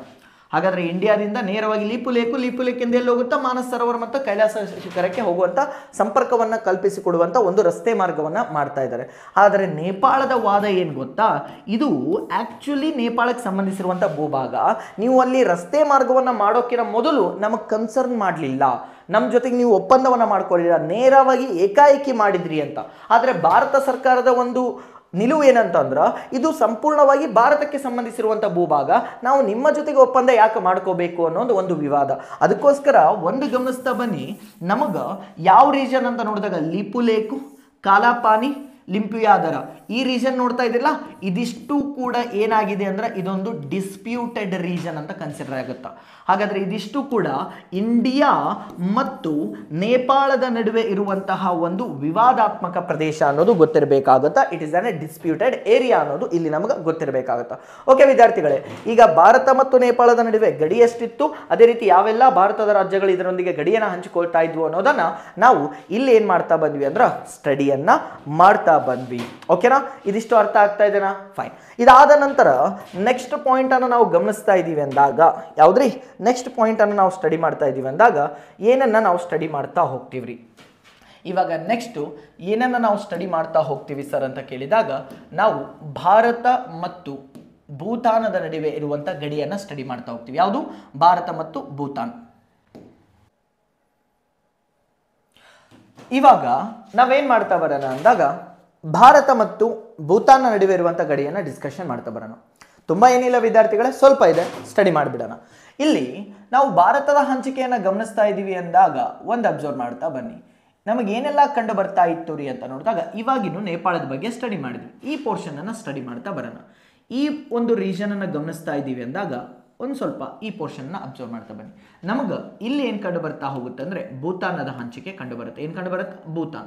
ಹಾಗಾದರೆ ಭೂತಾನ್ ಎಲ್ಲ ಕಡೆಯಿಂದ ಏನಾಗಿದೆ ರೀ ಅಂತ ನೋಡಿದಾಗ ಭೂಭಾಗದಿಂದ ಆವೃತವಾಗಿದೆ. ಏನಾಗಿದೆ? ಭೂಭಾಗದಿಂದ ಆವೃತವಾಗಿದೆ ಅನ್ನೋದು ಗೊತ್ತಿರಬೇಕಾಗುತ್ತೆ. ಅದಕ್ಕೋಸ್ಕರ ಇದನ್ನು ಲ್ಯಾಂಡ್ ಲಾಕ್ಡ್ ಕಂಟ್ರಿ ಅಂತ ಕನ್ಸಿಡರ್ ಮಾಡ್ಬೋದು. ಏನಂತ ಕರಿಬೋದು? ಲ್ಯಾಂಡ್ ಲಾಕ್ಡ್ ಕಂಟ್ರಿ ಅಂತ ಕನ್ಸಿಡರೇಷನ್ ಮಾಡ್ತಾ ಹೋಗ್ತೀವಿ. ಹಾಗಾದರೆ ಭಾರತ ಮತ್ತು ಭೂತಾನದ ನಡುವೆ ಇರುವಂಥ ಗಡಿಯನ್ನು ನಾವು ಗಮನಿಸ್ತಾ ಇದ್ದೀವಿ ಅಂದಾಗ, ಭಾರತ ಮತ್ತು ಭೂತಾನದ ನಡುವೆ ಇರುವಂತಹ ಗಡಿಯನ್ನು ನಾವು ಗಮನಿಸ್ತಾ ಇದ್ದೀವಿ ಅಂದಾಗ ವಿದ್ಯಾರ್ಥಿಗಳೇ ಇವಾಗ ಅರ್ಥ ಮಾಡ್ಕೊಳ್ತಾ ಬನ್ನಿ. ಭಾರತ ಮತ್ತು ಭೂತಾನದ ನಡುವೆ ನಮಗೆ ಕೇವಲ ಭೂಗಡಿಯ ಹಂಚಿಕೆಯನ್ನು ಮಾತ್ರ ಕಾಣ್ತಾ ಹೋಗ್ತೀವಿ. ಅದೇ ರೀತಿಯಾಗಿ ಈ ಗಡಿಗೂ ಕೂಡ ಯಾವುದೇ ನಿರ್ದಿಷ್ಟವಾದ ಹೆಸರು ಕಂಡುಬರುವುದಿಲ್ಲ. ಯಾವುದೇ ನಿರ್ದಿಷ್ಟವಾದ ಹೆಸರು ಕಂಡುಬರುವುದಿಲ್ಲ. ಹಾಗಾದರೆ ಭಾರತ ಭೂತಾನ್ನೊಂದಿಗೆ ಆಲ್ಮೋಸ್ಟ್ ಆಲ್ 699 ಕಿಲೋಮೀಟರ್ನಷ್ಟು ಉದ್ದವಾದಂಥ ಗಡಿಯನ್ನು ಒಳಗೊಂಡಿದೆ. 699 ಕಿಲೋಮೀಟರ್ನಷ್ಟು ಉದ್ದವಾದ ಗಡಿಯನ್ನು ಒಳಗೊಂಡಿದೆ. ಅದೇ ರೀತಿಯಾಗಿ ಅಂತ ನೋಡಿದಾಗ ಇದು 6ನೇ ಅತ್ಯಂತ ಉದ್ದವಾದ ಗಡಿ ಅಂತ ಕನ್ಸಿಡರ್ ಆಗುತ್ತಾ, ಅಥವಾ ಇದನ್ನು ಸೆಕೆಂಡ್ ಶಾರ್ಟೆಸ್ಟ್ ಅಂತಲೂ ಸಹ ಕರೀಬಹುದು. ಹಾಗಾದರೆ ಒಂದು ಗೊತ್ತಿರಬೇಕಾಗುತ್ತಾ, ಅತ್ಯಂತ ಚಿಕ್ಕದಾದ ಗಡಿ ಯಾವುದು ಭಾರತ ಹೊಂದಿರುವುದು ಅಂತ ನೋಡಿದಾಗ ಅದು ಅಫ್ಘಾನಿಸ್ತಾನದೊಂದಿಗೆ. ಎರಡನೇ ಅತ್ಯಂತ ಚಿಕ್ಕದಾದ ಗಡಿ ಯಾರೊಂದಿಗೆ ಒಳಗೊಂಡಿದೆ ಅಂತ ನೋಡಿದಾಗ ಭೂತಾನದೊಂದಿಗೆ ಒಳಗೊಂಡಿದೆ ಅನ್ನೋದು ಗೊತ್ತಿರಬೇಕಾಗುತ್ತಾ. ಹಾಗಾದ್ರೆ ಇಲ್ಲಿ ನಾವು ಗಮನಿಸ್ತಾ ಇದ್ದೀವಿ ಅಂದಾಗ ನೆನಪಿರಬೇಕಾಗುತ್ತಾ, ನಮಗೆ ಒಪ್ಪಂದ ಆಗುತ್ತಾ ಎಷ್ಟರಲ್ಲಿ ಅಂತ ನೋಡಿದಾಗ 1865 ಸಮಯದಲ್ಲಿ ಈ ಒಪ್ಪಂದವನ್ನ ಚಿಂಚಲು ಒಪ್ಪಂದ ಅಂತ ಕರಿತಾ ಹೋಗ್ತೀವಿ. ಯಾವ ಒಪ್ಪಂದ ರೀ? ಚಿಂಚಲು ಒಪ್ಪಂದ ಅಂತ ಕರಿತಾ ಹೋಗ್ತೀವಿ. ಅದೇ ರೀತಿಯಾಗಿ ಅಂತ ಗೊತ್ತಿರಬೇಕಾಗತ್ತಾ, ನಮಗೆ 1949 ಸಮಯದಲ್ಲಿ ನಮಗೆ ಭಾರತ ಸರ್ಕಾರ ಭೂತಾನ್ನೊಂದಿಗೆ ಶಾಶ್ವತ ಮಿತ್ರತ್ವ ಒಪ್ಪಂದವನ್ನು ಮಾಡ್ಕೊಳ್ತಾ ಹೋಗುತ್ತಾ, ಪರ್ಮನೆಂಟ್ ಫ್ರೆಂಡ್ಶಿಪ್ ಕಂಟಿನ್ಯೂಷನ್ ಅನ್ನ ಏನ್ ಮಾಡ್ತಾ ಹೋಗುತ್ತಾ, ಒಪ್ಪಂದವನ್ನ ಮಾಡಿಕೊಳ್ತಾ ಹೋಗುತ್ತೆ ಅನ್ನೋದು ಗೊತ್ತಿರಬೇಕಾಗುತ್ತೆ. ಹಾಗಾದ್ರೆ ಭಾರತ ಮತ್ತು ಭೂತಾನ್ ನಡುವೆ ಹೇಳಿಕೊಳ್ಳುವಂತ ರೀತಿಯಾಗಿ ನಾವು ಏನನ್ನ ನೋಡುವುದಿಲ್ಲ ಅಂದ್ರೆ ಭೂಗಡಿ ವಿವಾದಗಳನ್ನ ಗಮನಿಸೋದಿಲ್ಲ. ಅದರ ಎಕ್ಸಾಮ್ ಪಾಯಿಂಟ್ ಆಫ್ ವ್ಯೂ ಅಂತ ನಾವು ಅಬ್ಸರ್ವ್ ಮಾಡ್ತಾ ಇದೀವಿ ಅಂದಾಗ, ಎಕ್ಸಾಮ್ ಪಾಯಿಂಟ್ ಆಫ್ ವ್ಯೂ ಭಾರತದ ಯಾವ ಯಾವ ರಾಜ್ಯಗಳು ಭೂತಾನ್ನೊಂದಿಗೆ ಗಡಿಯನ್ನು ಹಂಚಿಕೊಳ್ಳುತ್ತೆ ಅನ್ನೋದು ಗೊತ್ತಿರಬೇಕಾಗುತ್ತಾ. ಒಂದು ಸಿಕ್ಕಿಂ ಗಡಿ ಹಂಚಿಕೊಳ್ಳುತ್ತಾ, ಅದಾದ ನಂತರ ಈ ಭಾಗದಲ್ಲಿ ಪಶ್ಚಿಮ ಬಂಗಾಳ ಕಂಡು ಬರುತ್ತಾ, ವೆಸ್ಟ್ ಬೆಂಗಾಲ್ ಗಡಿಯನ್ನು ಹಂಚಿಕೊಳ್ಳುತ್ತಾ, ಅಸ್ಸಾಂ ಗಡಿಯನ್ನು ಹಂಚಿಕೊಳ್ತಾ ಇದೆ, ಹಾಗೂ ಅರುಣಾಚಲ ಪ್ರದೇಶ ಏನ್ ಮಾಡ್ತಾ ಇದ್ದಾರೆ ಅಂದಾಗ ಗಡಿಯನ್ನ ಹಂಚಿಕೊಳ್ಳುತ್ತಾ. ಇದನ್ನು ಹೊರತುಪಡಿಸ್ತಾ ಇದೀವಿ ಅಂದಾಗ ಸಾಟ್ಕೆಂಗ್ ವೈಲ್ಡ್ ಲೈಫ್ ಸ್ಯಾಂಚುರಿ ಅನ್ನು ನೋಡ್ತಾ ಇದೀವಲ್ಲ, ಭೂತಾನ್ ರೀಸೆಂಟ್ ಆಗಿ ಏನ್ ಮಾಡಿತ್ತು ಅಂದ್ರೆ ಅನೌನ್ಸ್ ಮಾಡಿತ್ತು, ಇದು ಭೂತಾನ್ ಮತ್ತು ಅರುಣಾಚಲ ಪ್ರದೇಶದ ಭೂಭಾಗಗಳನ್ನು ಒಳಗೊಂಡಿತ್ತು. ಆದರೆ ಚೀನಾದ ಕ್ಲೇಮ್ ಏನು ಅಂತಂದ್ರೆ ಇದಿಷ್ಟು ಪ್ರದೇಶ ಅವರಿಗೆ ಸಂಬಂಧಿಸುತ್ತೆ ಅಂತ ಅವ್ರು ಏನ್ ಮಾಡಿದ್ರು ಅಂದ್ರೆ ಖ್ಯಾತೆಯನ್ನ ಪ್ರಾರಂಭಿಸಿದ್ರು ಅನ್ನೋದು ಗೊತ್ತಿರಬೇಕು. ಯಾಕಂದ್ರೆ ನಿಮಗೆ ಹೇಳಿದ್ದೆ, ಮಾವೋ ಝೆಡಾಂಗ್ ಅನ್ನುವಂತಹ ನಾಯಕ ಏನ್ ಮಾಡಿದ್ದು ಅಂದ್ರೆ 5 ಫಿಂಗರ್ ಪಾಲಿಸಿಯನ್ನ ಕೊಟ್ಟಿದ್ದ. ಅವನ ಪ್ರಕಾರ ಅರುಣಾಚಲ ಪ್ರದೇಶ, ಭೂತಾನು, ಸಿಕ್ಕಿಮು, ನೇಪಾಳ ಮತ್ತು ಲಡಾಖ್ ಅವರಿಗೆ ಸಂಬಂಧಿಸಿದಂತ ಒಂದು ಭೂಭಾಗ ಅಂತ ಅವರ ವಾದವಾಗಿತ್ತು ಅನ್ನೋದು ನೆನಪಲ್ಲಿ ಇಟ್ಕೊಂಡಿರ್ಲಿ. ಅದನ್ನು ಹೊರತುಪಡಿಸ್ತಾ ಇದೀವಿ ಅಂದಾಗ ಭೂತಾನ್ ನೊಂದಿಗೆ ಸಿಕ್ಕಿಂ, ವೆಸ್ಟ್ ಬೆಂಗಾಲ್, ಅಸ್ಸಾಂ ನಂತರ ಅಂತ ನೋಡಿದಾಗ ಅರುಣಾಚಲ ಪ್ರದೇಶಗಳು ಏನ್ ಮಾಡ್ತಾ ಇದೆ ಅಂದ್ರೆ ಗಡಿಯನ್ನ ಹಂಚಿಕೊಳ್ತಾ ಇದೆ ಅನ್ನೋದು ಒಂದು ಪಾಯಿಂಟ್ ಇಲ್ಲಿ ನಿಮ್ಗೆ ನೆನಪಲ್ಲಿ ಇರಬೇಕಾಗುತ್ತಾ. ಇದನ್ನ ಹೊರತುಪಡಿಸ್ತಾ ಇದೀವಿ ಅಂದಾಗ ಇಲ್ಲಿ ಟ್ರೈ ಜಂಕ್ಷನ್ ಪಾಯಿಂಟ್ ಅನ್ನ ನೋಡಿದ್ವಿ, ಡೋಕ್ಲಾಂ ವಿವಾದ ಅಂತ ಹೇಳಿದ್ವಿ, ನೆನಪಿದೆನಾ? ಇಂಡಿಯಾ, ಅದಾದ ನಂತರ ಚೀನಾ ಮತ್ತು ಭೂತಾನ್ಗಳಿಗೆ ಸಂಬಂಧಿಸಿರುವಂತ ಒಂದು ವಿವಾದ ಅದಾಗಿತ್ತು ಅನ್ನೋದು ನೆನಪಲ್ಲಿ ಇರಬೇಕಾಗುತ್ತಾ. ಓಕೆ ವಿದ್ಯಾರ್ಥಿಗಳೇ, ಇದಾದ ನಂತರ ನೆಕ್ಸ್ಟ್ ನಾವು ಏನನ್ನ ಗಮನಿಸ್ತಾ ಹೋಗ್ತೀವಿ ಅಂದ್ರೆ ಭಾರತ ಮತ್ತು ಮಯನ್ಮಾರದ ನಡುವೆ ಇರುವಂತ ಗಡಿಯನ್ನ ಡಿಸ್ಕಷನ್ ಮಾಡ್ತಾ ಹೋಗ್ತೀವಿ. ಇಲ್ಲಿ ಗಮನಿಸ್ತಾ ಬನ್ನಿ, ಭಾರತ ಪೂರ್ವದ ಕಡೆಗೆ ಏನಾಗ್ತಾ ಇದೆ, ಮಯನ್ಮಾರದ ಹಂಚಿಕೆ ಕಂಡು ಬರ್ತಾ ಇದೆ. ಈ ಮಯನ್ಮಾರದ ಹಂಚಿಕೆಯನ್ನು ನಾವು ಗಮನಿಸ್ತಾ ಇದ್ವಿ ಅಂದಾಗ ಒಂದು ಪಾಯಿಂಟ್ ಅನ್ನ ಅಬ್ಸರ್ವ್ ಮಾಡ್ತಾ ಬರೋಣ. ಭಾರತ ಮತ್ತು ಮಯನ್ಮಾರ ಯಾವ್ದ್ರಿ? ಭಾರತ ಮತ್ತು ಮಯನ್ಮಾರ ಅಂತ ನಾವು ಗಮನಿಸ್ತಾ ಇದ್ದೀವಿ ಅಂದಾಗ ಯಾವುದು? ಮಯನ್ಮಾರ. ಈ ಮಯನ್ಮಾರವು ಭಾರತದೊಂದಿಗೆ ಯಾವ ಗಡಿಯನ್ನ ಒಳಗೊಂಡಿದೆ? ಮಿಶ್ರ ಗಡಿಯನ್ನ ಒಳಗೊಂಡಿದೆ. ಯಾವ ಗಡಿ ರೀ? ಮಿಶ್ರ ಗಡಿಯನ್ನ ಒಳಗೊಂಡಿದೆ. ಅದಾದ ನಂತರ ಗಮನಿಸ್ತಾ ಇದೀವಿ ಅಂದಾಗ ನೆಕ್ಸ್ಟ್ ಅಬ್ಸರ್ವ್ ಮಾಡ್ತಾ ಬರೋಣ. ಆಲ್ಮೋಸ್ಟ್ ಆಲ್ 1643 ಕಿಲೋಮೀಟರ್ನಷ್ಟು ಉದ್ದವಾದ ಗಡಿಯನ್ನ ಭಾರತ ಮಯನ್ಮಾರದೊಂದಿಗೆ ಒಳಗೊಂಡಿದೆ. ಹಾಗಾದ್ರೆ ಇದು ಎಷ್ಟನೇ ಉದ್ದವಾದ ಗಡಿ ಆಗುತ್ತದೆ ಅಂತ ನೋಡಿದಾಗ ಭಾರತ ಹೊಂದಿರುವಂತಹ 5ನೇ ಉದ್ದವಾದಂತ ಗಡಿ ಅಂತ ಕನ್ಸಿಡರೇಷನ್ ಆಗುತ್ತಾ, 5th ಲಾಂಗೆಸ್ಟ್ ಬಾರ್ಡರ್ ಅಂತ ಕನ್ಸಿಡರೇಷನ್ ಆಗ್ತಾ ಹೋಗುತ್ತಾ. ಅದನ್ನ ಹೊರತುಪಡಿಸ್ತಾ ಇದೀವಿ ಅಂದಾಗ ಇದನ್ನ ಎಷ್ಟರಲ್ಲಿ ನಿರ್ಧಾರ ಮಾಡಲಾಯಿತು ಅಂತ ನೋಡಿದಾಗ 1826ರ ಸಮಯದಲ್ಲಿ ಏನ್ ಮಾಡ್ತಾ ಹೋಗ್ತಾರೆ ಅಂತ ನೋಡಿದಾಗ ಆಂಗ್ಲೋ ಬರ್ಮಿಸ್ ಟ್ರೀಟಿ ಆಗ್ತಾ ಹೋಗುತ್ತಾ. ಹಾಗಾದರೆ ಆಂಗ್ಲೋ ಬರ್ಮಿಸ್ ಟ್ರೀಟಿ ಆಗ್ತಾ ಹೋಗುತ್ತಾ. ಈ ಒಪ್ಪಂದದಲ್ಲಿ ಈ ಗಡಿಯನ್ನ ನಿರ್ಧಾರ ಮಾಡ್ತಾ ಹೋಗ್ತಾರ. ಬಟ್ ಒಂದು ಗೊತ್ತಿರಬೇಕಾಗುತ್ತಾ, ಈ ಒಂದು ಗಡಿಗೆ ಯಾವುದೇ ನಿರ್ದಿಷ್ಟವಾದ ಹೆಸರನ್ನ ಇಡುವುದಿಲ್ಲ. ಹಾಗಾದ್ರೆ ಗೊತ್ತಿರಬೇಕಾಗುತ್ತಾ, ಇಲ್ಲಿ ನನಗ ಭೂತಾನ್ ಕಂಡು ಬರ್ತಾ ಇತ್ತಾ? ಭೂತಾನ್ ಮತ್ತು ಭಾರತದ ನಡುವೆ ಇರುವಂತ ಗಡಿಗೆ ಯಾವುದೇ ನಿರ್ದಿಷ್ಟವಾದ ಹೆಸರಿನಿಂದ ಕರೆಯೋದಿಲ್ಲ. ಈ ಪೋರ್ಷನ್ ಅಲ್ಲಿ ನನಗೆ ನೇಪಾಳ ಕಂಡು ಬರ್ತಾ ಇತ್ತು. ನೇಪಾಳ ಮತ್ತು ಭಾರತದ ನಡುವೆ ಇರುವಂತ ಗಡಿಯನ್ನ ಯಾವುದೇ ಒಂದು ನಿರ್ದಿಷ್ಟ ಹೆಸರಿನಿಂದ ಕರೆಯುವುದಿಲ್ಲ ಅಂತ ಗೊತ್ತಿರಬೇಕು. ಹಾಗಾದ್ರೆ ಈ ರೀಜನ್ ಒಳಗ ಅಂತ ನೋಡಿದಾಗ ಭಾರತ ಯಾರೊಂದಿಗೆ ಗಡಿಯನ್ನು ಹಂಚಿಕೊಳ್ತಾ ಇದೆ? ಮಯನ್ಮಾರದೊಂದಿಗೆ ಗಡಿಯನ್ನು ಹಂಚಿಕೊಳ್ತಾ ಇದೆ. ಒಂದು ಅರುಣಾಚಲ ಪ್ರದೇಶ, ನಾಗಾಲ್ಯಾಂಡು, ಮಣಿಪುರ, ನಂತರ ಮಿಜೋರಾಂ ಹಾಗೂ ಈ ರೀಜನ್ ಅಲ್ಲಿ ಮಿಜೋರಾಂ, ನಂತರ ಮಣಿಪುರ ಹಾಗೂ ನಾಗಾಲ್ಯಾಂಡ್ ಹಾಗೂ ಅರುಣಾಚಲ ಪ್ರದೇಶಗಳು ಗಡಿಯನ್ನು ಹಂಚಿಕೊಳ್ಳುತ್ತಾ. ಭಾರತದ ಎಷ್ಟು ರಾಜ್ಯಗಳು ಮಯನ್ಮಾರದೊಂದಿಗೆ ಗಡಿಯನ್ನು ಹಂಚಿಕೊಳ್ತಾವೆ ಅಂದ್ರೆ 4 ರಾಜ್ಯಗಳು. ಒಂದು ಅರುಣಾಚಲ ಪ್ರದೇಶ, ನಾಗಾಲ್ಯಾಂಡ್, ಮಣಿಪುರ, ನಂತರ ಅಂತ ನೋಡ್ತಾ ಇದೀವಿ ಅಂದಾಗ ಮಿಜೋರಾಂ. ಈಗ ಇಲ್ಲಿ ಒಂದು ಇಶ್ಯೂ ಅಲ್ಲಿ ಇರುವುದು ಅಂತ ನಾವು ಡಿಸ್ಕಷನ್ ಮಾಡ್ತಾ ಇದೀವಿ ಅಂದಾಗ ಇಲ್ಲಿ ನಮ್ಗೆ ತುಲು ಕಣಿವೆ ಕಂಡು ಬರ್ತಾ ಹೋಗುತ್ತಾ. ಹಾಗಾದ್ರೆ ಈ ತುಲು ಕಣಿವೆಯನ್ನ ನಾವು ನೋಡ್ತಾ ಇದೀವಿ ಅಂದಾಗ ಈ ಕಣಿವೆ ಏನ್ ಮಾಡುತ್ತಾರೆ ಅಂದಾಗ 3 ರಾಷ್ಟ್ರಗಳ ನಡುವೆ ಸಂಪರ್ಕವನ್ನು ಕಲ್ಪಿಸಿಕೊಡುತ್ತಾ. ಒಂದು ಚೀನಾ, ಇಂಡಿಯಾ, ನಂತರ ಮಯನ್ಮಾರ. ಹಾಗಾದರೆ ಚೀನಾ, ನಂತರ ಭಾರತ ಹಾಗೂ ಈ ಪೋರ್ಷನ್ ಅಲ್ಲಿ ನಮ್ಗೆ ಏನ್ ಕಂಡು ಬರುತ್ತಾ? ಮಯನ್ಮಾರದ ನಡುವೆ ಸಂಪರ್ಕವನ್ನ ಕಲ್ಪಿಸಿಕೊಡುವಂತ ಒಂದು ಕಣಿವೆ ಮಾರ್ಗ ಅದಾಗಿದೆ ಅನ್ನೋದು ಗೊತ್ತಿರಬೇಕಾಗುತ್ತಾ. ಸರ್ ಇಶ್ಯೂ ಏನಿತ್ತು ರೀ ಅಂತ ನೋಡಿದಾಗ, ಇಶ್ಯೂ ಅಂತ ನೋಡಿದಾಗ ಮೇಜರ್ ಬಾರ್ಡರ್ ಡಿಸ್ಪ್ಯೂಟ್ ಅನ್ನು ನಾವು ನೋಡೋದಿಲ್ಲ, ಆದ್ರೆ ಇಲ್ಲಿಗಲ್ ಇಮಿಗ್ರೆಂಟ್ಸ್ ಬರೋದನ್ನು ನಾವು ಹೆಚ್ಚಾಗಿ ನೋಡ್ತಾ ಹೋಗ್ತೀವಿ. ಫಾರ್ ಎಕ್ಸಾಂಪಲ್ ರೋಹಿಂಗ್ಯಾಗಳು ಅಂತ ನಾವು ಕರಿತಾ ಹೋಗ್ತಿಲ್ಲ, ಇಲ್ಲಿಗಲ್ ಇಮಿಗ್ರೆಂಟ್ಸ್ ಬರೋದನ್ನು ನಾವು ಗಮನಿಸ್ತೀವಿ. ಆದ್ರೆ ಇಲ್ಲಿ ಚರ್ಚೆಯಲ್ಲಿ ಇರೋದೇನು ಅಂತಂದ್ರೆ, ಮೊದಲು ಭಾರತೀಯ ನಾಗರಿಕ ಈ ಕಡೆ ಅಂತ ನೋಡಿದಾಗ ಮಯನ್ಮಾರದ ನಾಗರಿಕರು 17 ಕಿಲೋಮೀಟರ್ನವರೆಗೆ ಏನ್ ಮಾಡ್ಬೋದಿತ್ತು ಅಂದ್ರೆ ಇವರು ಭಾರತದೊಳಗಡೆ ಬರ್ಬೋದಿತ್ತು, ಮತ್ತೆ ಮರಳಿ ಹೋಗ್ಬೋದಿತ್ತು. ಅದೇ ತರ ಭಾರತದ ನಾಗರಿಕ ಈ ಮಯನ್ಮಾರದ ಒಳಗಡೆ ಬರ್ಬೋದಿತ್ತು, ಈ ಕಡೆ ಹೋಗ್ಬೋದಿತ್ತು. ಇದನ್ನ ಫ್ರೀ ಮೂವ್ಮೆಂಟ್ ಝೋನ್ ಅಂತ ಕರಿತಾ ಹೋಗ್ತಾರ, ಮುಕ್ತ ಓಡಾಟ ವಲಯ ಅಂತಲೂ ಸಹ ಕರಿತಾ ಇದ್ರು ಸರ್. ಹಾಗಾದ್ರೆ ಗಡಿ ಭಾಗದಲ್ಲಿರುವಂತಹ ನಾಗರಿಕರು ಸಾಮಾನ್ಯವಾಗಿ ತಮ್ಮ ದಿನನಿತ್ಯ ಚಟುವಟಿಕೆಯನ್ನು ನಡೆಸಿಕೊಳ್ಳೋದಕ್ಕೋಸ್ಕರ ಏನ್ ಮಾಡ್ತಾ ಇದ್ವು ಅಂದ್ರೆ ಈ ಭಾಗದಲ್ಲಿ ಮೂವ್ಮೆಂಟ್ ಮಾಡೋದನ್ನ ನಾವು ನೋಡ್ಬೋದಿತ್ತು.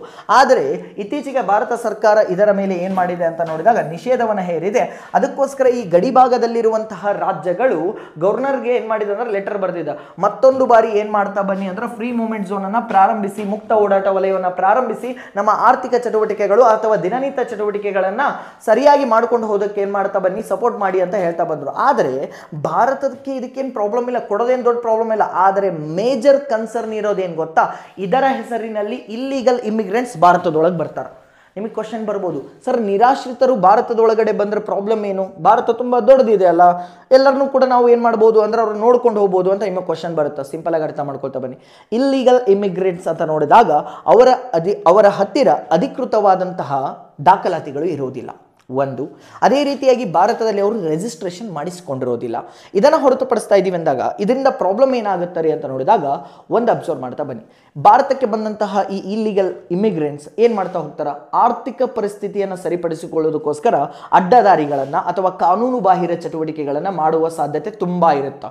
ಫಾರ್ ಎಕ್ಸಾಂಪಲ್ ಎಲ್ಲಾದರೂ ದರೋಡೆ ಮಾಡೋದು, ಕೊಲೆ ಮಾಡೋದು, ಈ ಥರ ಇತ್ಯಾದಿ ಚಟುವಟಿಕೆಗಳನ್ನು ಮಾಡುವಂಥ ಒಂದು ಸಾಧ್ಯತೆ ಭಾಳ ಇರುತ್ತೆ. ಹಾಗಾದರೆ ಇಂಡಿಯಾದಲ್ಲಿ ಕ್ರೈಮ್ ರೇಟ್ ಜಾಸ್ತಿ ಆಗುತ್ತಾ? ಒಂದು. ಅದೇ ರೀತಿಯಾಗಿ ಜನಸಂಖ್ಯೆ ಹೆಚ್ಚಳ ಆಗುವಂಥ ಸಾಧ್ಯತೆನೂ ಕೂಡ ಏನಾಗುತ್ತಾ, ಜಾಸ್ತಿ ಆಗ್ತಾ ಬರುತ್ತಾ. ಇವಾಗ ಅಬ್ಸರ್ವ್ ಮಾಡ್ತಾ ಬನ್ನಿ, ಕ್ರೈಮ್ ರೇಟ್ ಹೆಚ್ಚಿ ಆಯ್ತು ಅಂದ್ರೆ ಪೊಲೀಸರು ಇದಾರಲ್ಲ ಅಂತ ನೀವು ಹೇಳ್ಬೋದು. ಈಗ ಫಾರ್ ಎಕ್ಸಾಂಪಲ್ ಅನಿಲ್ ಮಾಸ್ತನ್ ಏನೋ ಒಂದು ಕ್ರೈಮ್ ಆಕ್ಟಿವಿಟಿ ಮಾಡಿದ ಅಂತ ತಿಳ್ಕೊರಿ. ಹಾಗಾದರೆ ನನ್ನ ಒಂದು ಫಿಂಗರ್ ಪ್ರಿಂಟ್ ಅಥವಾ ನನ್ನ ಫೋಟೋ ಇತ್ತು ಅಂತಂದ್ರೆ ಸುಲಭವಾಗಿ ನಾನು ಎಲ್ಲಿದ್ದೀನಿ ಅಂತ ಅಥವಾ ನನ್ನ ಒಂದು ವಂಶಾವಳಿನ ಪತ್ತೆ ಹಚ್ಚಬಹುದು. ನನ್ನ ಹೆಸರೇನು, ನಮ್ಮ ತಂದೆ ಹೆಸರೇನು, ತಾಯಿ ಹೆಸರೇನು, ನನ್ನ ಊರು ಯಾವುದು, ಇದನ್ನು ಕಂಡುಹಿಡಿಬೋದು. ಅದು ಯಾವುದರ ಮುಖಾಂತರ, ನನ್ನ ಈ ಒಂದು ಡಾಟಾ ಆಧಾರ್ ಕಾರ್ಡ್ ಜೊತೆ ಲಿಂಕ್ ಇರುತ್ತಾ, ಆಧಾರ್ ಕಾರ್ಡ್ ಮತ್ತು ವೋಟರ್ ಕಾರ್ಡ್ ಜೊತೆ ಲಿಂಕ್ ಇರುತ್ತೆ. ಸೊ ಅವಾಗ ಈಸಿಯಾಗಿ ಫೈಂಡ್ ಔಟ್ ಮಾಡ್ಬೋದು.